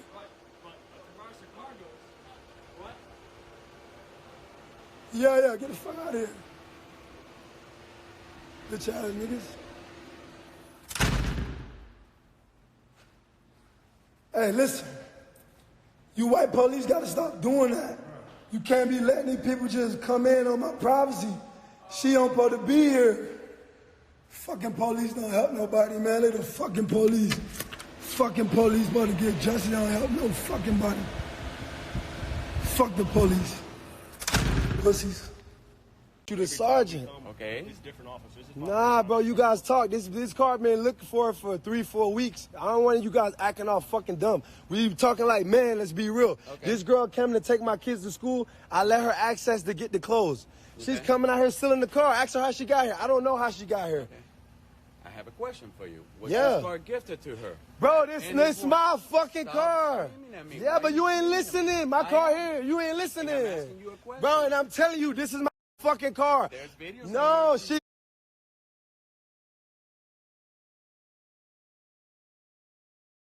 Weeks now. Okay. She's here to take the kids, bro. She haven't been here for a whole month. She come here still in the car, bro. This is not her car. This car registered to Antonio Brown. You want me to show you it? You guys already know that. So why you wait? Why you talking to her and say you need a moment? Why are you screaming at me? Because I'm frustrated right now. You guys been here for 50 minutes. But you know, we cannot communicate. Man, you ain't helping me then. What you helping me do? Well, we haven't left yet, have we? Yeah, you ain't done that yet, though, bro. You letting this girl walk. She's here stealing. She's got evicted here. She shouldn't be here. You understand that? You have the eviction papers? Yeah, I got the eviction papers. You want to see it? What you going to do when I show you? Are you going to take her to jail, no? Well, you allow her inside the house. No, I allow her to get the kids. Yeah, and then, no, she came here with the kids. She came here with the kids. I want to see the eviction to see if there's any mention of the vehicle. There's no mention of the vehicle. That's what I'm telling you. Okay. She's here to take the kids to school, not no vehicle. This bitch is broke. She don't drive Bentleys. You see this, sir? This is a fucking Bentley. That bitch is broke with 2 more other kids. That bitch got none. She don't have no Bentley. She's staying at a hotel. Ask her where she's staying. Ask her. Okay. Well, that doesn't make a difference. Bro, she here with my fucking keys and you saying you can't get my keys back. I didn't say that. All right, so get the keys. What? Putting word to my mouth. So I'm asking you, do you got the kids? Or what could you do? I did not say that. I'm trying to decipher whether or not this vehicle was given to her as a gift. Bro, this wasn't even about you. Let me explain to you. I'm gonna listen to you. If she has any sort of proof that. Bro, she ain't got no vehicle. This is my fucking vehicle. I'm not listening when you say, no, you ain't telling me the right thing. You ain't telling me the right thing. Well, I'm not telling you what you want to hear. No, it don't matter what I want to hear. This is my fucking vehicle. It's here. That's what I'm trying to and this bitch here, she came in to take the kids to school. The kids not getting to school. Okay. She don't have no car. This bitch is a baser. She have 2 other kids. She stay at a hotel. Look at her. She's a fucking lost cause. Look at her. Look at her. Well, I'm nobody to judge, sir. Yeah, but sir, she's here taking my car. She came for the kids. This is not her vehicle. All right, this vehicle is here. So she's trying to sell you on some bullshit. I'm telling you it's not. That's why I came here to talk to you, but you're screaming at me. Because you ain't helping me out. It's been 40 minutes, no justice. Well, 40 I just minutes, got no here justice. Don't about matter. 3 minutes ago. Don't matter, bro. Ask these guys. These guys was here. They could tell you. She's here supposed to take the kids to school. She's trying to steal a vehicle. She shouldn't even be here. I let her in on the script of the kids. You want to see the messages? The kid's not going to school. She's here trying to steal in the car. Okay. This bitch is a baser, bro. She can't take no car from me. Okay. She evicted. She shouldn't be here. Right. You guys should know that. Yes. Can you do me a favor while I keep trying to figure this out? Can you just let me and my officers figure this out? No, because it's been 2 weeks. It's been 2 weeks. You guys never figured nothing out. 2 weeks ago, I was not here. It don't matter, though, but you guys know. Exactly, you can't talk to me about that. I don't want to talk to you guys about it either. She's right now, this is my car. She's evicted. She shouldn't be here. The kid's supposed to went to school. She's trying to steal a vehicle. That's the situation. She didn't want to take the kids to school? Bro, she came to get the kids clothes. I don't know what this bitch is doing. I'm trying to find out myself. Right now, she's got my keys, sir, and this is my car. She's not taking this car. And that's all you care about? No, I just care she get the fuck out of here. She's evicted. She's here illegally stealing my car. Did you apply last time? There was a report for a restraining order, yes or no? We just did that, bro. It's illegal. Should she be here? It's trespassing. We did file it. I did file a report. I didn't follow through with the judge, but it is a restraining order. Okay. Take her to fucking jail. Yeah, it is. Take her to jail. Yeah, take that bitch to jail, man. Get her ass in the car. This bitch is a baser. Nigga explaining to the police about a bitch stealing from me. Ain't no justice for a nigga out here, bro. Rich, everything. Your child's room, you don't stay here?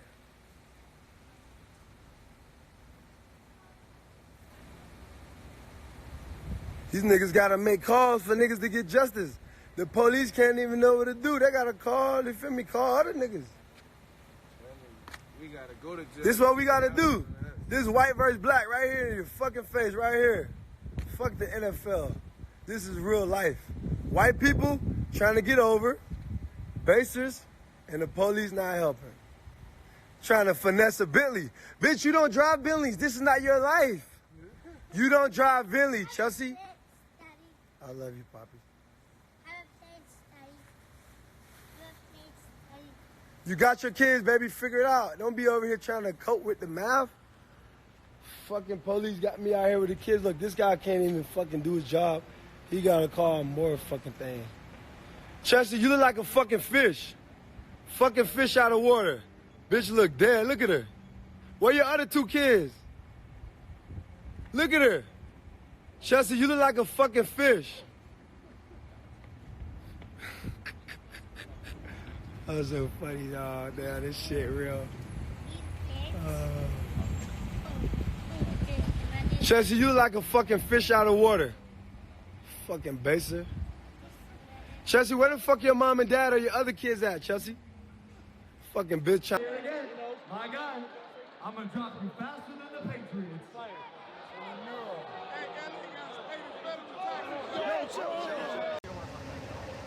No, nothing happened. That's the problem. I'm a man of action. AB is a man of failure. Just a series of repeated failures. I don't know. I'm here to make money and win, and AB is consistently losing and getting rocked by life. We're in a different business. What about the AB fight? Anything going on with that? Any more news on that? No. No. No, it's not happening. Oh yeah, make your announcement now. He DM'd me, and he said something like, I'm expecting a national apology, and I said, I'm sorry you're a bitch. I really am. Like that dude needs help. Games, but your head look like some Tetris. Dropped by your agent and your lawyer while you flexing. I'm here to save you. Take the blessing, cause your career fell apart like One Direction. Hey, frostbite, cold feet, bitch you looking nervous. Clown shit, take a seat, put him in the circus. Locked up, you deserve it. I'ma knock your ass out like I'm Vontaze Burfict. Knock you out, I'ma knock Destroying out. But I don't even get no points for even beating you guys up, cause like you guys ain't even like worth even beating up. Like y'all ain't even like hard guys. You heard? But tell Logan join the live right now. If you guys follow Logan, tell Logan I got more money than Logan. Logan got subscribers, but I got more Fetty than him. Logan talking about So if his people say he agreed to 20 mil when they saw Rick Ross on stage, I guess the boss distracted him. So that's what I'm saying. Look, you see this? Tell Logan to call me. You see this, kids? Kids. This false promotion. This is what people do to steal AB likeness. Cat Records. Can't abuse AB, you heard? Can't abuse AB. It's called Cat Records. You see this? This is fake promotion. There is no deal done. You see these YouTube guys? These YouTube guys cheating. They get to find girlfriends, they show up to Super Bowls, be NFL fans, be groupies of the players, use the players for their videos, and then this is what they do. Cat Records. Can't abuse AB because the using shit is over. Yeah, this shit is just coming to bruise. The kid Destroying got me on his page talking about he used to know AB. Bro, we gonna sue you for contract infringement. It's detrimental. This is fake. Someone called Logan to tell Logan to join the live. Too many people using us. If you sign to Cat Records, we just want 2 albums. We don't want to use you. We want you to live your dreams. We want you to live your expectation. Don't be like these YouTube guys using me for the free promo. Send me the check. If my name on it, I need chicken. See, there's a lot of robbers in the world, a lot of old dudes that ain't doing it right. They sign these guys, they like raping them. We don't want to rape no one. We want to help you live your expectation. I'm already up. You heard? Tell Logan Paul, join the live so we could talk like this. Logan really my friend. I invited him to my house way back in 2016 when he was a young punk. He came over with Summer Rae. Summer Rae, remember? They came to AB house. Tell Destroying I'ma sue him. Take down every video with AB. If you follow Destroying, he just roll around with his girlfriend, be in the NFL groupie, and see cool players and try to get videos. Then they go promote you, then they get paid, then they don't pay us. It don't work like that. Time to make people pay up. Let me see if Logan Paul in the live, so we can solve this. Logan Paul, join the live. I don't see Logan. Could someone please tell Logan, hit Logan up and tell him stop lying that I'm fighting him or I'm sue him? Come on, let me put some more music up there. Got some vibes. So y'all feeling that one the most right there? Well, it's always humbling when you could go back and reflect and look at it with a better perspective. You know, growing up in those situations, in those areas as a kid, you know, I never knew what the outlook was at the time in regards to the environment and the atmosphere that I was in. And now when I look back, it's like, man. Now at a crossroads in his NFL career, Antonio Brown is facing an unclear future with an unknown destination. But this week, as he returned to his roots in the rough neighborhood of Liberty City in Miami, he was using his past to keep his future in perspective. What's the scariest thing you saw out here? One night in my house, it's just like my family had like 20 guns on the pool table. In your house? In my house, right here in the apartment. How old were you at that point? Probably like 7 years old. What'd you think? I'm just like, what the hell's going on? Hey, yo, what's going on? Bro, I'm from Liberty City. I've been betting on myself. So you see where we were just at and where we at now. So that come with, you know, having the right attitude, being able to deal with some negativity.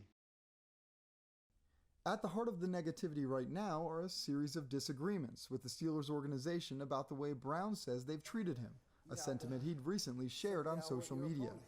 Even more recently, when GM Kevin Colbert was asked about quarterback Ben Roethlisberger's criticism of teammates, the GM pointed to his Super Bowl resume and defended Roethlisberger's leadership, noting he, quote, has 52 kids under him. He pretty much explained what I already had told everyone. He just confirmed it. He confirmed everything I said, you know, and And I didn't go about it in a bad way and say it. I said it because I know my fans want to hear from me. You know, I sat back and watched everyone take all kind of jabs, uppercuts at me, and Mr. Big Chest stayed in there.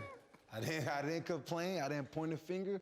Obviously, I know there's some cultural issues and some, you know what I mean, issues that was already at hand that, you know, I already knew, but I couldn't really say that because out of respect for the organization and for the members I work with, I didn't want to put them in an uncomfortable position. Mm-hmm. You tried to clarify. Of course he tried to clarify because he know he stated the truth and he gonna backpedal on his words, but what ideally grown man's call another grown man a kid? 52 kids, like you don't have no respect for these guys? Like, these the guys that go to work for you. And that's what I'm telling you guys, that's my issue. You know what I'm saying? It's all about respect. Things not getting better, they're not changing. You know what I mean? He just stated it. It's 52 kids and it's this guy. So it's like, bro, it's one team. Like, obviously this guy's here, but even if the team's here, when we together, we all here. So that's what it is, man. Just understanding truth. And just, you know. Mm-hmm. So in the last few weeks, you've shared a lot of your life on social media, like you've been doing for a while now, good and bad. Why do you do that? So I feel like people don't really understand, you know, the day-to-life things that you go through or what it's like to be me. Mm-hmm. So sometimes I try to give the fans an in-tune perspective of, you know, what it's kind of like, you know. Everywhere I go, someone puts you on camera, you know, so it's just constant in your face, you know, the camera's always rolling. Do you ever feel like you do it too much? It's never enough. You ever feel like it's impacted you negatively? I just think, you know, people, you know, there's a lot of envious and jealousy, you know, it's an incurable trait. You know, it's really reciprocated, it's never donated, so I know it could breed envy of, you know, some of the stuff that portrayed or put out there, but it's only for motivation used to really inspire people to work harder. And some of it hasn't always been like that, because there was a post that you did that was live, right, involving one of the mothers of your kids. Your kids were in there, the police were involved. So when you do something like that, what do you feel like is the perception, you know, that carries out there, especially when it comes across so disturbing to a lot of people, Antonio? Well, I think, you know, it don't look good, especially with your kids there and they're reacting emotionally.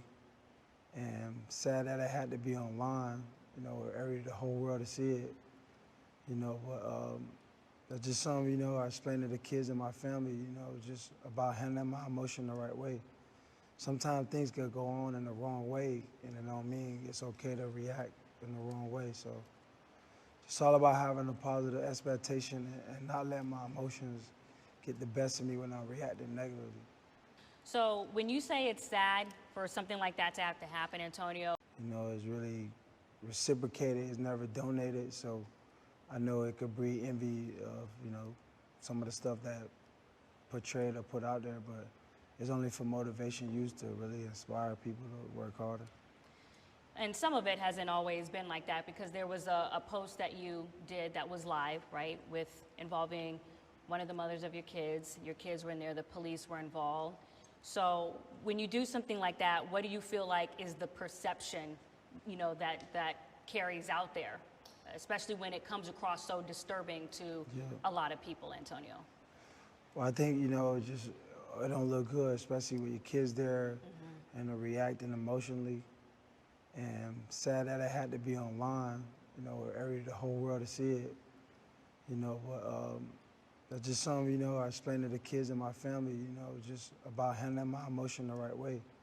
Sometimes things could go on in the wrong way, and it don't mean it's okay to react in the wrong way. So it's all about having a positive expectation and not letting my emotions get the best of me when I'm reacting negatively.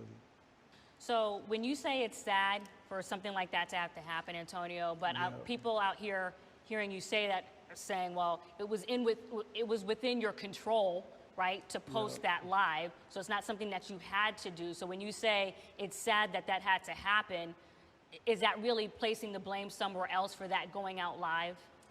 No, it wasn't no blame. You know, I take full responsibility, you know, but like I said, everyone's in the world human. You know, we all react on different emotions. You know, sad that I had to portray it to the world is showing my reaction of bad emotion, and something I, you know, feel heartfelt about acting that way, especially in front of my kids. So, you know. Yeah, because I've seen you at many workouts, whether it's in California or what have you, that I've watched you, and you always have your kids around you, whether it's in training camp or what have you. So how do you feel, Antonio, that that has impacted your kids? I mean, kids see arguments every day. You know, it's sad that I was with the police and they had to see it. But, you know, it's not the best thing, the example we want to set or the best thing we want to show them. But some of the things kids see, they learn from. And they learn that dad is not perfect, you know. Sometimes I react the wrong way and emotionally. I'm a human being, you know, I have the right to sometimes. Sometimes not always right, so, you know what I'm saying? And I gotta understand that as well. So it's a part of just growing up. And what, did your kids say anything to you about that? Or do they ever say My anything kids about young, you post on social media? My kids young, they don't really see all the stuff for the grown folks or everyone else sees, you know, they just loving kids. They don't know what's going on in that moment. They just, you know what I mean? And at a point of like a misunderstanding, you know, they only see love, so they don't see hate or jealousy or negativity. So. In the past few weeks, you were arrested for burglary and battery and an incident involving a moving truck driver. You also were placed on house arrest. Due to that, would you say that your life is out of control in any way? I mean, I'm in control of my life, you know, maybe for someone outside looking in. So why does that happen? Because, you know, for someone listening to this interview, they might feel like, well, why are all of these incidents happening with Antonio? I mean, you know what I'm saying? Like, I know you said you're a target, but there's a whole bunch of people who are a target, who make a lot of money. Who, I mean, athletes, you know, people of status. Who? I'm not going to name their names, Name, but people. Name them, you got an example? But people who are in the same realm as you. So I'm just saying, given that, you know, how do you explain to those people that this incident with the moving truck or, you know, with one of your mom's kids, it happens to you? I mean, we all go through adversity, you know, we don't make no excuses, you know. What you want me to say? You know what I'm saying? Some things happen, you know, the good will outweigh the bad, you know. You go through adversity, triumphs and adversity is just to build character. I guess how I learned about my character through this adversity. We're not the owners or the general managers. Would you like to? I would like to. There you go. Yeah, I like to. Okay.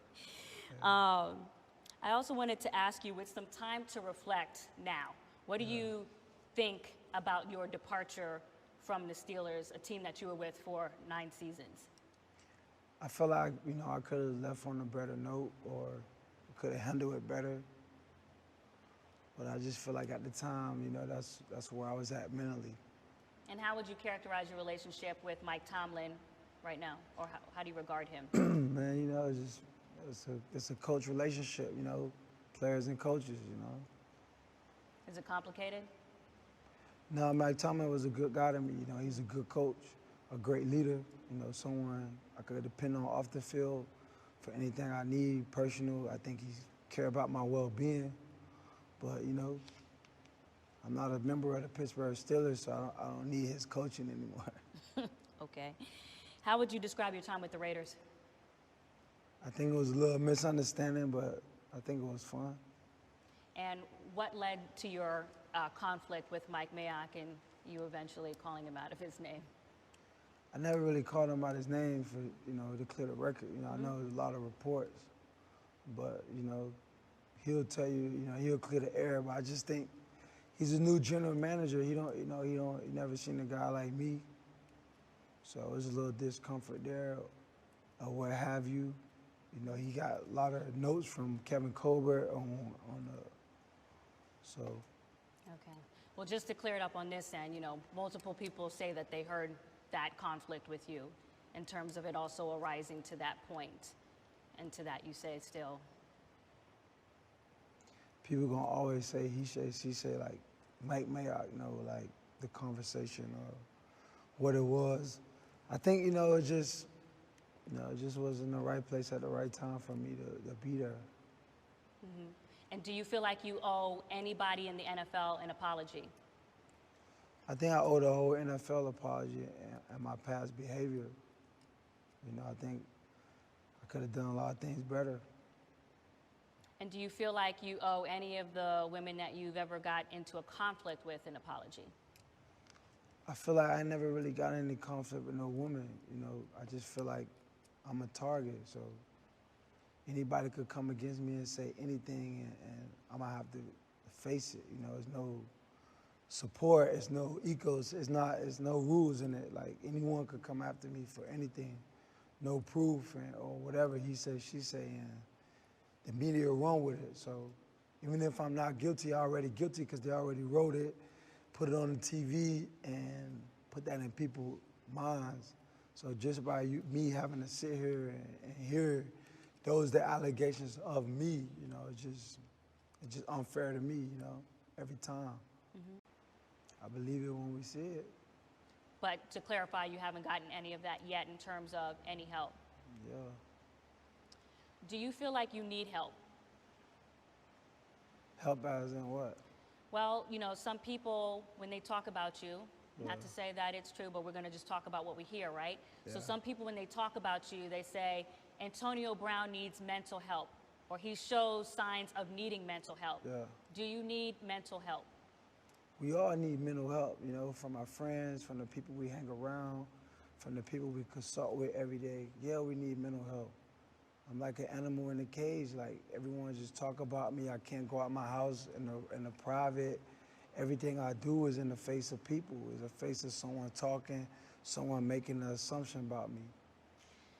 Right? But you say everything I do is in the public sphere, right? Maybe you feel like a fish in a fishbowl, but how much of that are you contributing to, right? You know, in terms of what you share, because you share so much of yourself. Not everything has to be shared. So how much of that are you contributing to? I don't know. I'm just sharing to inspire. I'm not sharing to contribute to nothing negative. I share to inspire the kids who look up to me. You know, I'm like a hero to some of these kids in these areas. So I share them so they could get the encouragement or enlightenment to be able to, you know, to want to be in a position to strive for something better.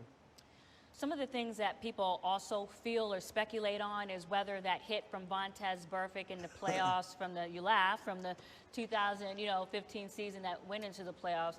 Some people speculate that Vontaze Burfict's hit has adversely impacted your behavior after that. Is that true? Nah, it didn't hit me that hard. You know, I got up and walked out the field. We won the game. Like, I was all right. You play the game long enough, everyone get hit hard. It's a part of the game. It's not like, you know, I started being different after the hit. Like, everyone get hit, you get hit, it's a part of the game. Obviously, I'm not a linebacker where I'm banging my head every time. You know, I haven't been hit that much. You know, anybody would be aggressive if they use football to, you know, to express their life, the instant results of working hard, instant gratification of getting a return on your work. You know, so I would say, you know, not being able to play football had me a lot more free time to really, like, to really focus on, you know, when I play football, I'm focused on the goal, so I'm not really hearing or worrying about what nobody said. It really don't matter because I know I'm focused on something. So I'm not playing football and I'm hearing people talk, like, you know, we can't really take no disrespect. Like, you ain't really gotta like us, but, like, you really gotta respect me, like, you know what I'm saying? Like, people.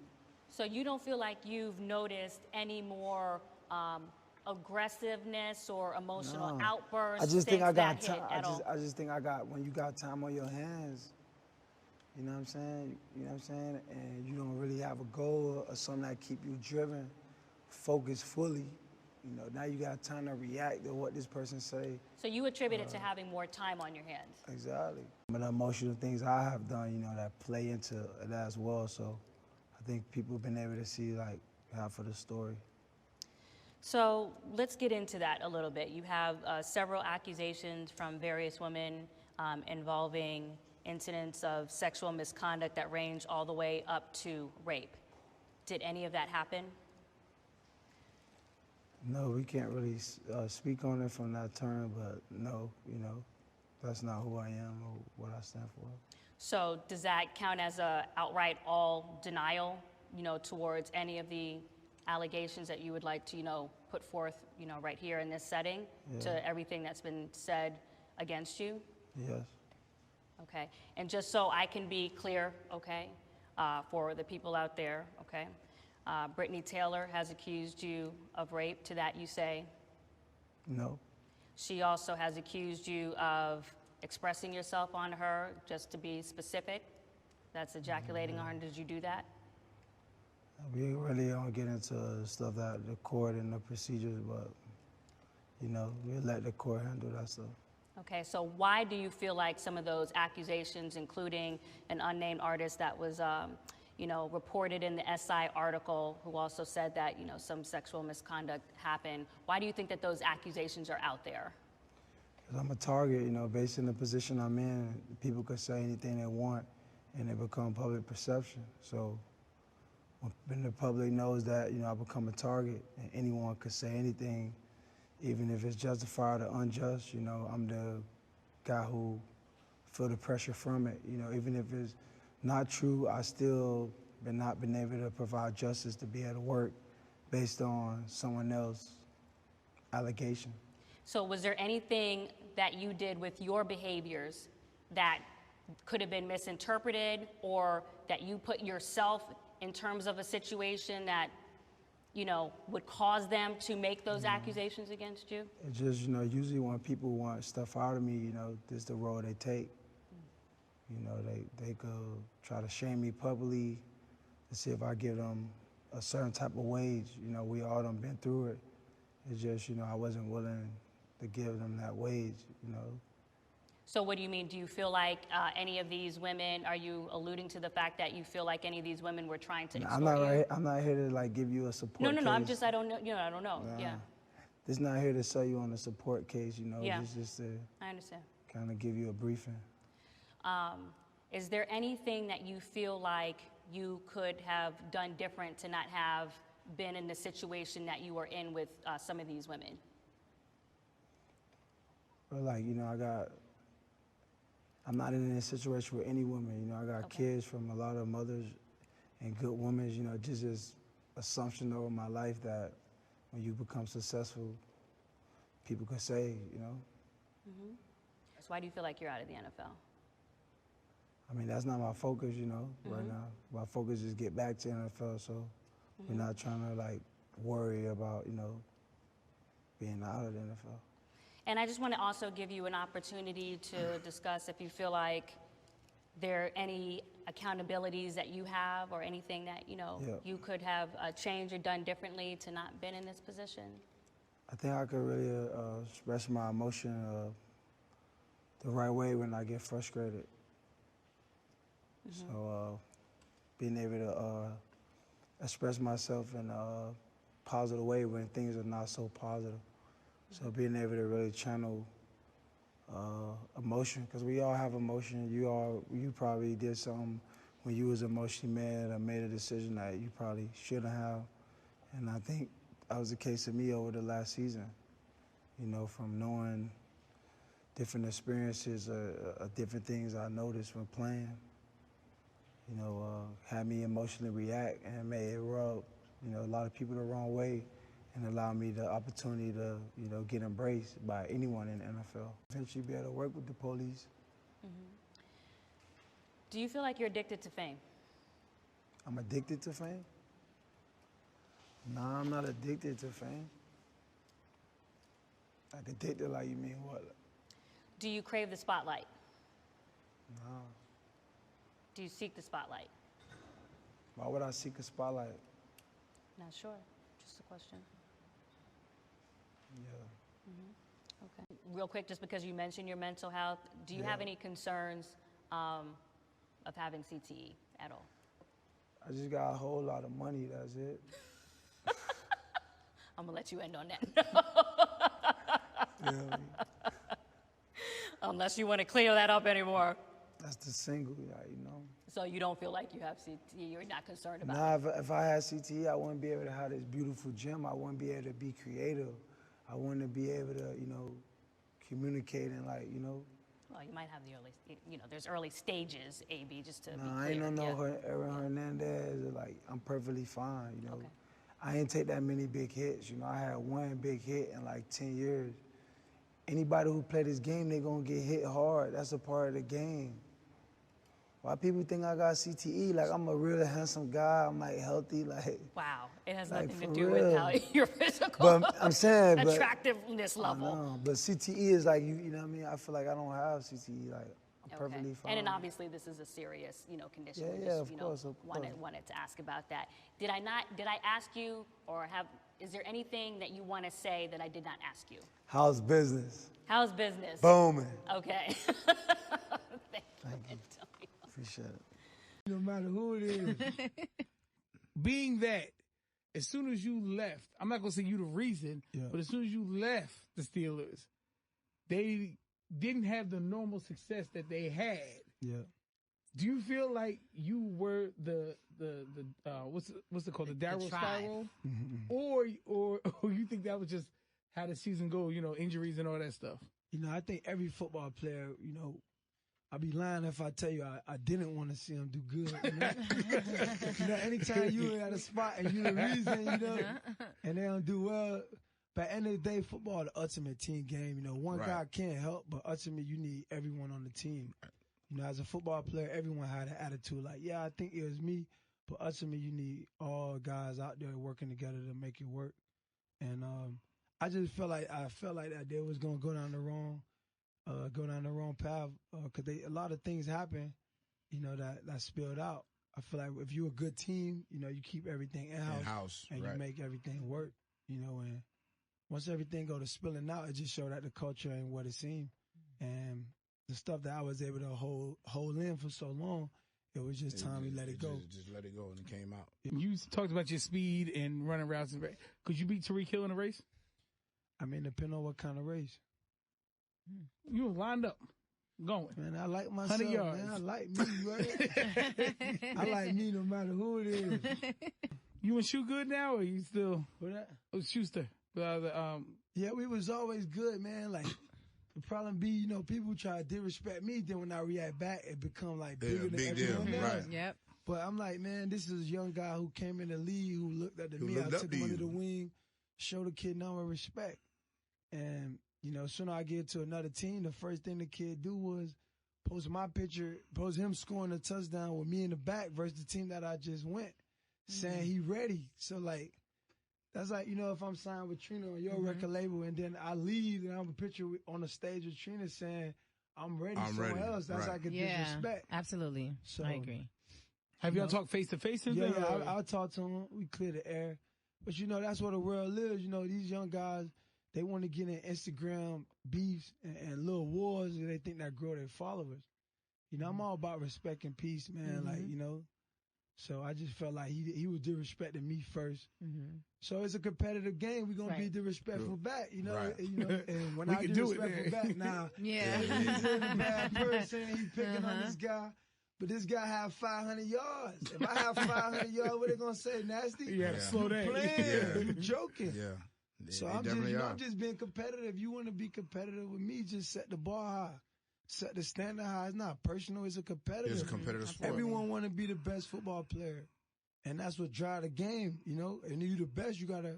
They gotta bring them stats. You gotta afford the stats. Yeah, absolutely. So, he came at me. I came at him, and it's just on a competitive level of football. I think people make it bigger than what it is, but it's all love. It's all positivity. I guess.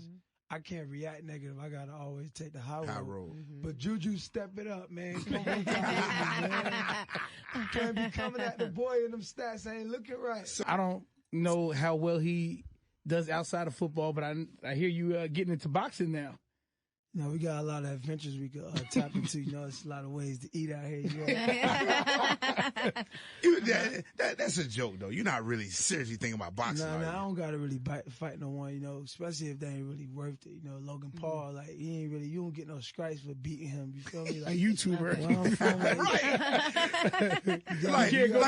like be somebody for real. Hey, come on, YouTuber. Like, let's get a YouTuber. Like, come on, bro. Like, hey, come on. And I unsubscribe from you. The 20 mil will dust him off though. Oh, 20 mil. Whoa. Whoop his How ass. much? 20 mil. That he put up? He put up 20 million? That's what we talking about. That's what we scratching the surface, you know, with the subscriber, dance, the views. We trying to get the purse up to 20, so we get up for 20, you know. Knock his ass right out. Listen, I don't care where you from. That's that Liberty City talk. I knock his ass right out. For that dub, I knock his ass clean Catch him out. with that juvenile kicking back. Put him in the oven for that. 20 mil? Good Lord. Did she really try to steal your car? You know, a lot of people personal business. I get the growth and the apology, but in real life. She need the car. was She has 3 trying to kids. steal What do you your mean? car? She should have tried to take another one. I think she just took the wrong car, right? It made her mad. You could have took the Honda. You could have took the Pontiac. Nah, you trying to take my Bentley. You tripping. But kids gotta ride in style. If she was trying to take a different one, would you have gotten the same reaction? No. I should have probably just, you know, I was a little petty emotional. I probably should let her just get up out of there with it. It ain't too bad. Nah, bro, now that's your car, man. Doesn't matter. You get another one. But you know, you got certain cars where it's like, you know, that's my baby. Yeah, that got the You know, that's baby. You know what I'm saying? Like, I kind of feel you on that. Was there ever a time that you felt like you just didn't want to play in the NFL anymore? You know, I think I always want to play. I just think the things that you got to deal with playing is the things that kind of make you run away from the NFL. You know, knowing, you know, owners can't fall in love with players. You know, it's a business. So they got to be more in love with their business than the players. So when you kind of understand the rules, you know, imagine, you know, you being the receiver, you got to depend on the quarterback. The quarterback never invites you over to his house. He never really treats you like a human being. So normally, naturally, as a human, you're going to build resentment. After a while, you know, those resentments, you know, usually turn to anger. And then your anger, you know, turn to your frustration, and now you react in the wrong way. So I think over the course of years, you know, you play these football seasons and you go through all this adversity and dealing with people, you know, the scars from the games, you know, the stats, and you start to reflect within yourself and like, man, damn, you know, I'm a good guy providing a good service for a good quarterback. This guy don't really put me on this level to see me out of eye as a human. So anybody that'll make you frustrated. Yeah. Is that what happened with Big Ben? Yeah, kind of. And that's what made you apologize to him yesterday? Because I'm like, through it all, you know, no matter if someone did negative or positive, you know, I'm in control of my actions, you know, so I got to look at it. Even though this person that way, what could I have done, you know? So I always got to think as a better person, for myself, you know, what could I have done? So a lot of things he might have did wrong, but I can't make excuses of what I did, you know. So I think I could have handled myself better, but at the time, out of emotion, I just did what I thought was right. So when he wouldn't invite you over to his house for dinner and wouldn't hang out with you, that's what made you say, man, this motherfucker racist. You know, you called him racist. So I'm just trying to put the pieces together why you called him. It was a lot more, you know, that was, you know, into it, you know, I think. Like what? That's a heavy claim to call somebody a racist. You apologize for it. Like, you know, I just feel like, you know, as a leader with Big Ben, you know, he already won championships. He already done, you know, what everybody want to do as a player. You know, every player want to win, you know. So for me, it ain't about a personal relationship because you ain't got to be my friend. You know, I'm familiar with just coming to work and just doing my job. But, you know, it's another thing when people act like they're your friend and it's really not. You know, that's when you have an issue. So he was acting like he was your friend? Yeah, I think it was all the act with him. You know, guys around him, you know, they never could really see eye to eye. But, you know, a football team is like, it's different, you know. It's not like being a rapper where you could kind of be yourself or have your own freedom. You know, on a team where it's like, you know, it's rules, then it's Ben. And everyone kind of accepts that, you know. But as a man, you know, as a leader, as a individual, you know, that's not winning. So for me, I just feel like I'm at the point where, man, I'm trying to win. You know, I'm getting older in the game, 10 years in, And I'm like, shit, man, you know what it takes to win, man. Just help us win. Do what it takes to, bring the guys around and show us how to win. What made you call him racist, though? Because you from Florida. So you be I mean, around you some can crack-ass listen to- crackers. So when you call a white man racist, you seen some shit, AB. Nah, I just think out of emotion, out of emotion of being mad, out of emotion of some games I know I could get the ball and score more. He not throwing the ball, so I just think a lot of emotion, a lot of anger build up, allow you to say a lot of things. I'm sure we all here have said things to one another or to someone out of anger or frustration, and you didn't mean it. You just said it because you was pissed off. But in all, man, I'm forever grateful for Ben, man, what we've been able to do in the NFL the last 10 years has been unparalleled to none. No one been able to do it. So. What about your man Juju Smith? You took some shots at him on social media, and he said, "He's like, dang, AB was my guy." Like, no, where that came from? I never took no shots at the kid like him personally. I think when I say something, it just took to the magnitude of it's just bigger than when someone else say something. That's like if Charlamagne, you get a new job at another radio station and DJ Envy, you post a picture with DJ Envy in the back of you saying, you ready. You know what I mean? That might happen. Crazy. That sounds crazy. You know what I'm saying? Envy, how would you take that? Envy, how would you take that? Is that disrespectful? That's disrespectful. Exactly. I'm going at him. Exactly. So Wait, how close behind him are you standing? He's standing like, right there. So listen. Does he have this in his hand? When he's behind you? He should have had the dicks in his hand. He should have had the dicks in his hand. So he posts a picture when I leave and get a new contract with the Raiders. He posts a picture of him scoring on the Raiders, doing like a Tony toe tap. I'm known for the feet in the end zone, the nice feet on the sideline. So he posts a nice picture of him making a nice touchdown versus the Raiders with me in the back, like open, saying like, he ready.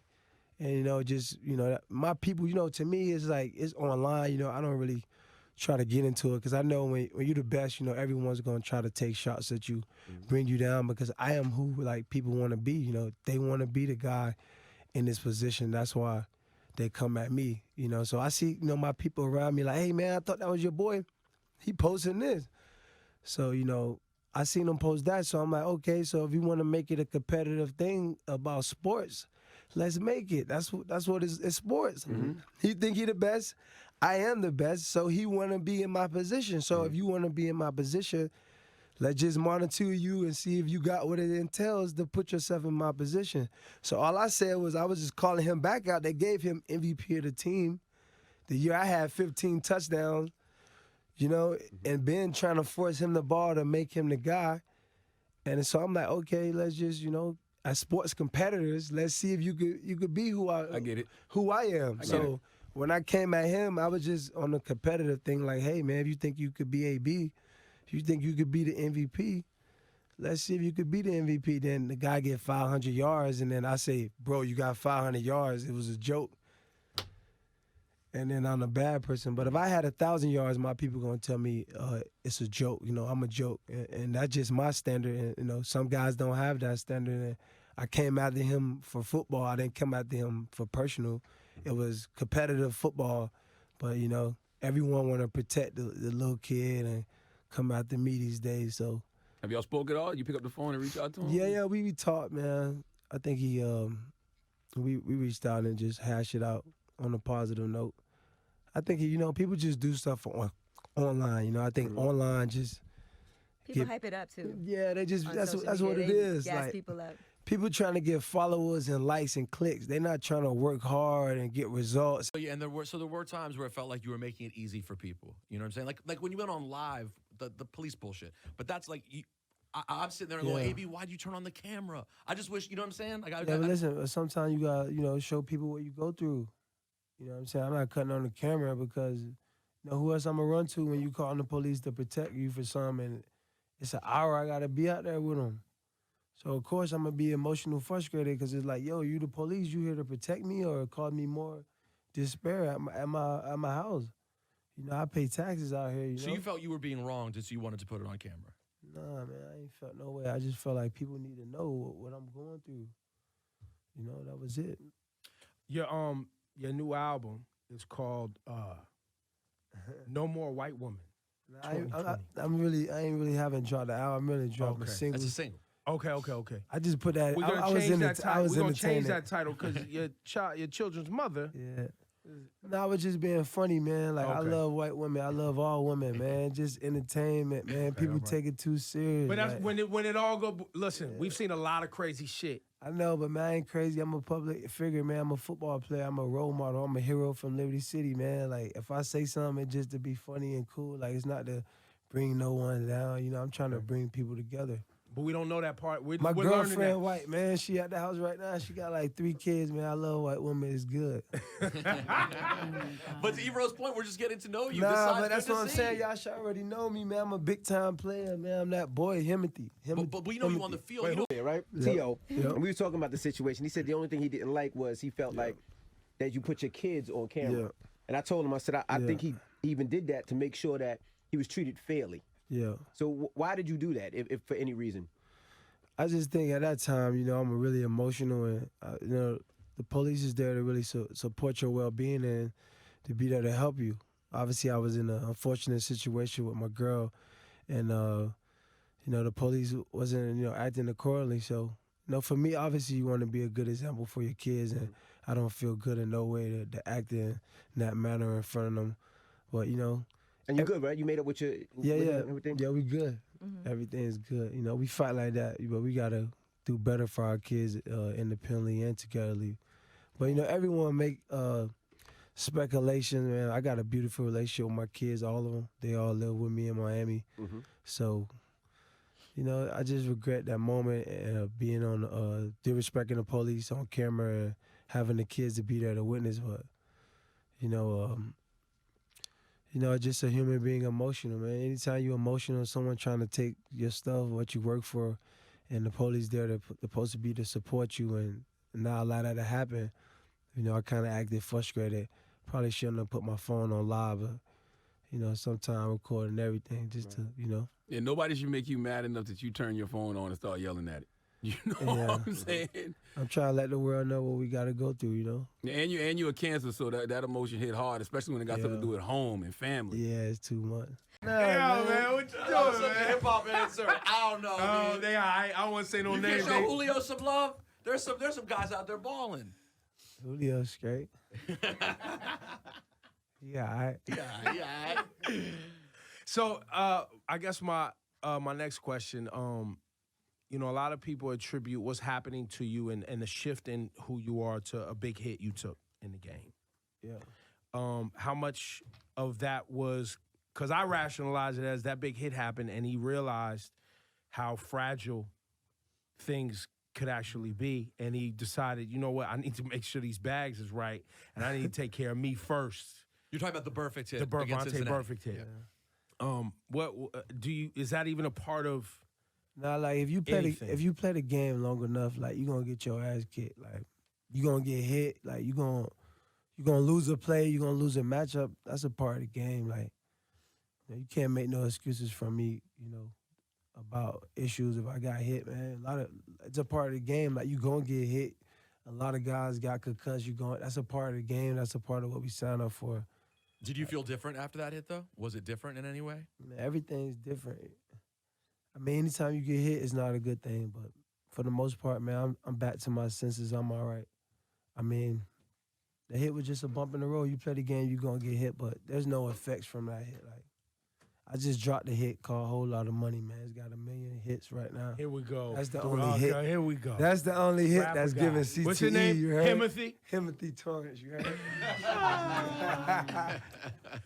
Look, man, I just, you know, I just hope with your, I guess your children's mother, and with all of those things, I just really hope the best for you. Like, you know, because, you know, individuals, we have not as a media looked out for. It's all like you said.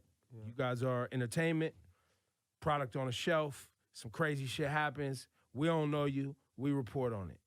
You understand? And so I think what I started hearing from other people was this guy is something's wrong, something's out of control. I never met you before, and that's why I wanted to have this conversation so I could ask you, you know, so when crazy shit happens, we could go, yo, this is what this guy's. The thing that did jump out though that I have to mention is that you talked about the things that happened, and one thing that was a bad look that I think did come from you was the text message situation.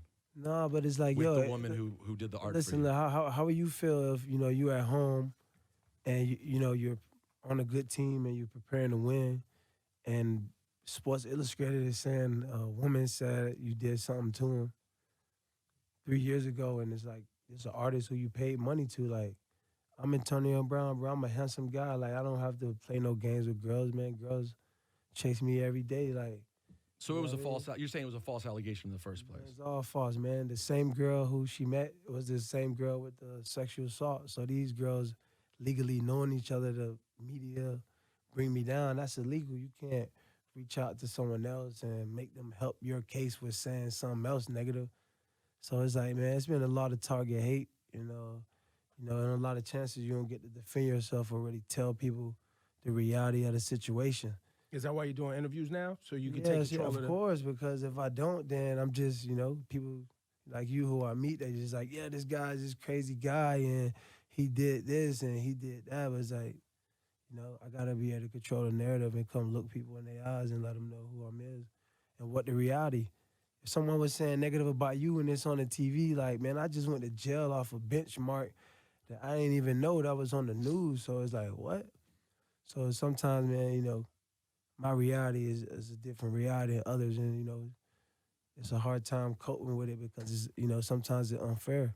So when I text a person, that's like if, you know, Ebro, your man's, and you hear some shit he put, it's on live, and it's like, not him.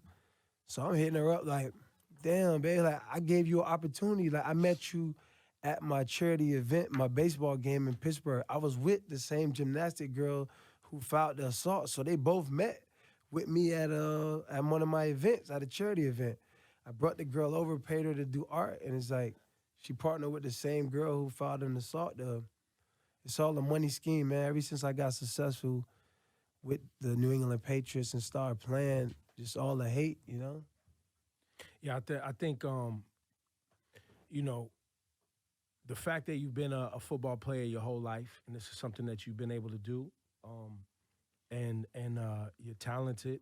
You know, this is the first time you've kind of been out here kind of unprotected, let's say it that way, where you now have to deal with, you know, not only, you know, the fact that you don't have a place to put that energy, but now, yeah, you got a lot of money in the bank, so people are going to come for you. This current scenario of not working started with Pittsburgh to the Raiders. Right? No, it was good. He was good when he got to Oakland. It was just a straightforward. Well, people had speculated on the way out of the Steelers, just that negotiation and the relationship fell apart there, right? No, I just wanted a better opportunity for myself. Got it. So it was financial. No, I just had got paid the biggest deal in 2017 to make me the highest receiver. So it wasn't the money, man. Just, you know, as a football player, you go through a lot of things on the field, and people don't understand what you go through, you know. Being a receiver, you know, I'm in the huddle, but I got to go each way, line up far by myself. So, you know, there's a lot of things that, you know, that transpired to release for me to go there, to be able to go to the Raiders. And I just, you know, value was one thing, but for the most part, it was just, you know, mental health. So what did happen? I remember watching the first episode of Hard Knocks where you took the hot air balloon into practice. And I got to tell you, AB, I was sitting there watching it, and at this point, we don't know anything. I'm going, oh, man, AB's in good spirits. He's starting over in Oakland. John Gruden, this is going to be great. And Gruden, at least very early, seemed really to have your back. So what, the helmet thing started, where did it all kind of fall apart there? I mean, it just, you know, when you go to a new situation and a new football team, you know, you need to be embraced, you know. So, you know, I've been wearing that helmet for 10 years, and the guys let me wear my helmet in the spring. So we came to training camp. I practiced one day with the helmet. They're like, hey, man, you can't be on the field unless you get a new helmet. So, you know, I think I just needed the support from them guys at that point, you know, being what I was going through at that time. But Gruden at least publicly gave it to you at that time. He said if AB wants that helmet, he should get that helmet. I mean, I thought it seemed like he was trying to have your back. Yeah, but trying and having your back is two different things, you know? So you didn't feel like he did? I mean, the Raiders is the past, man. Those guys did what they did. They felt like they had to release me, you know, to save their money, the $30 million guaranteed, so they did what was best for them.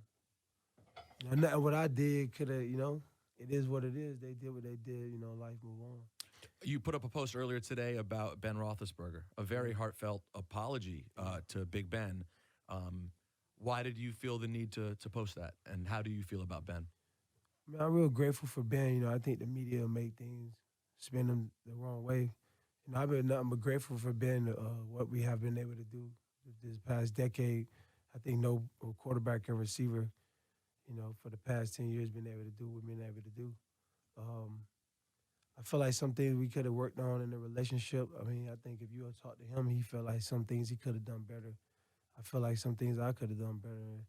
That's just showing your scars as a man. You know, sometimes you do things and stuff happen, you might react the wrong way.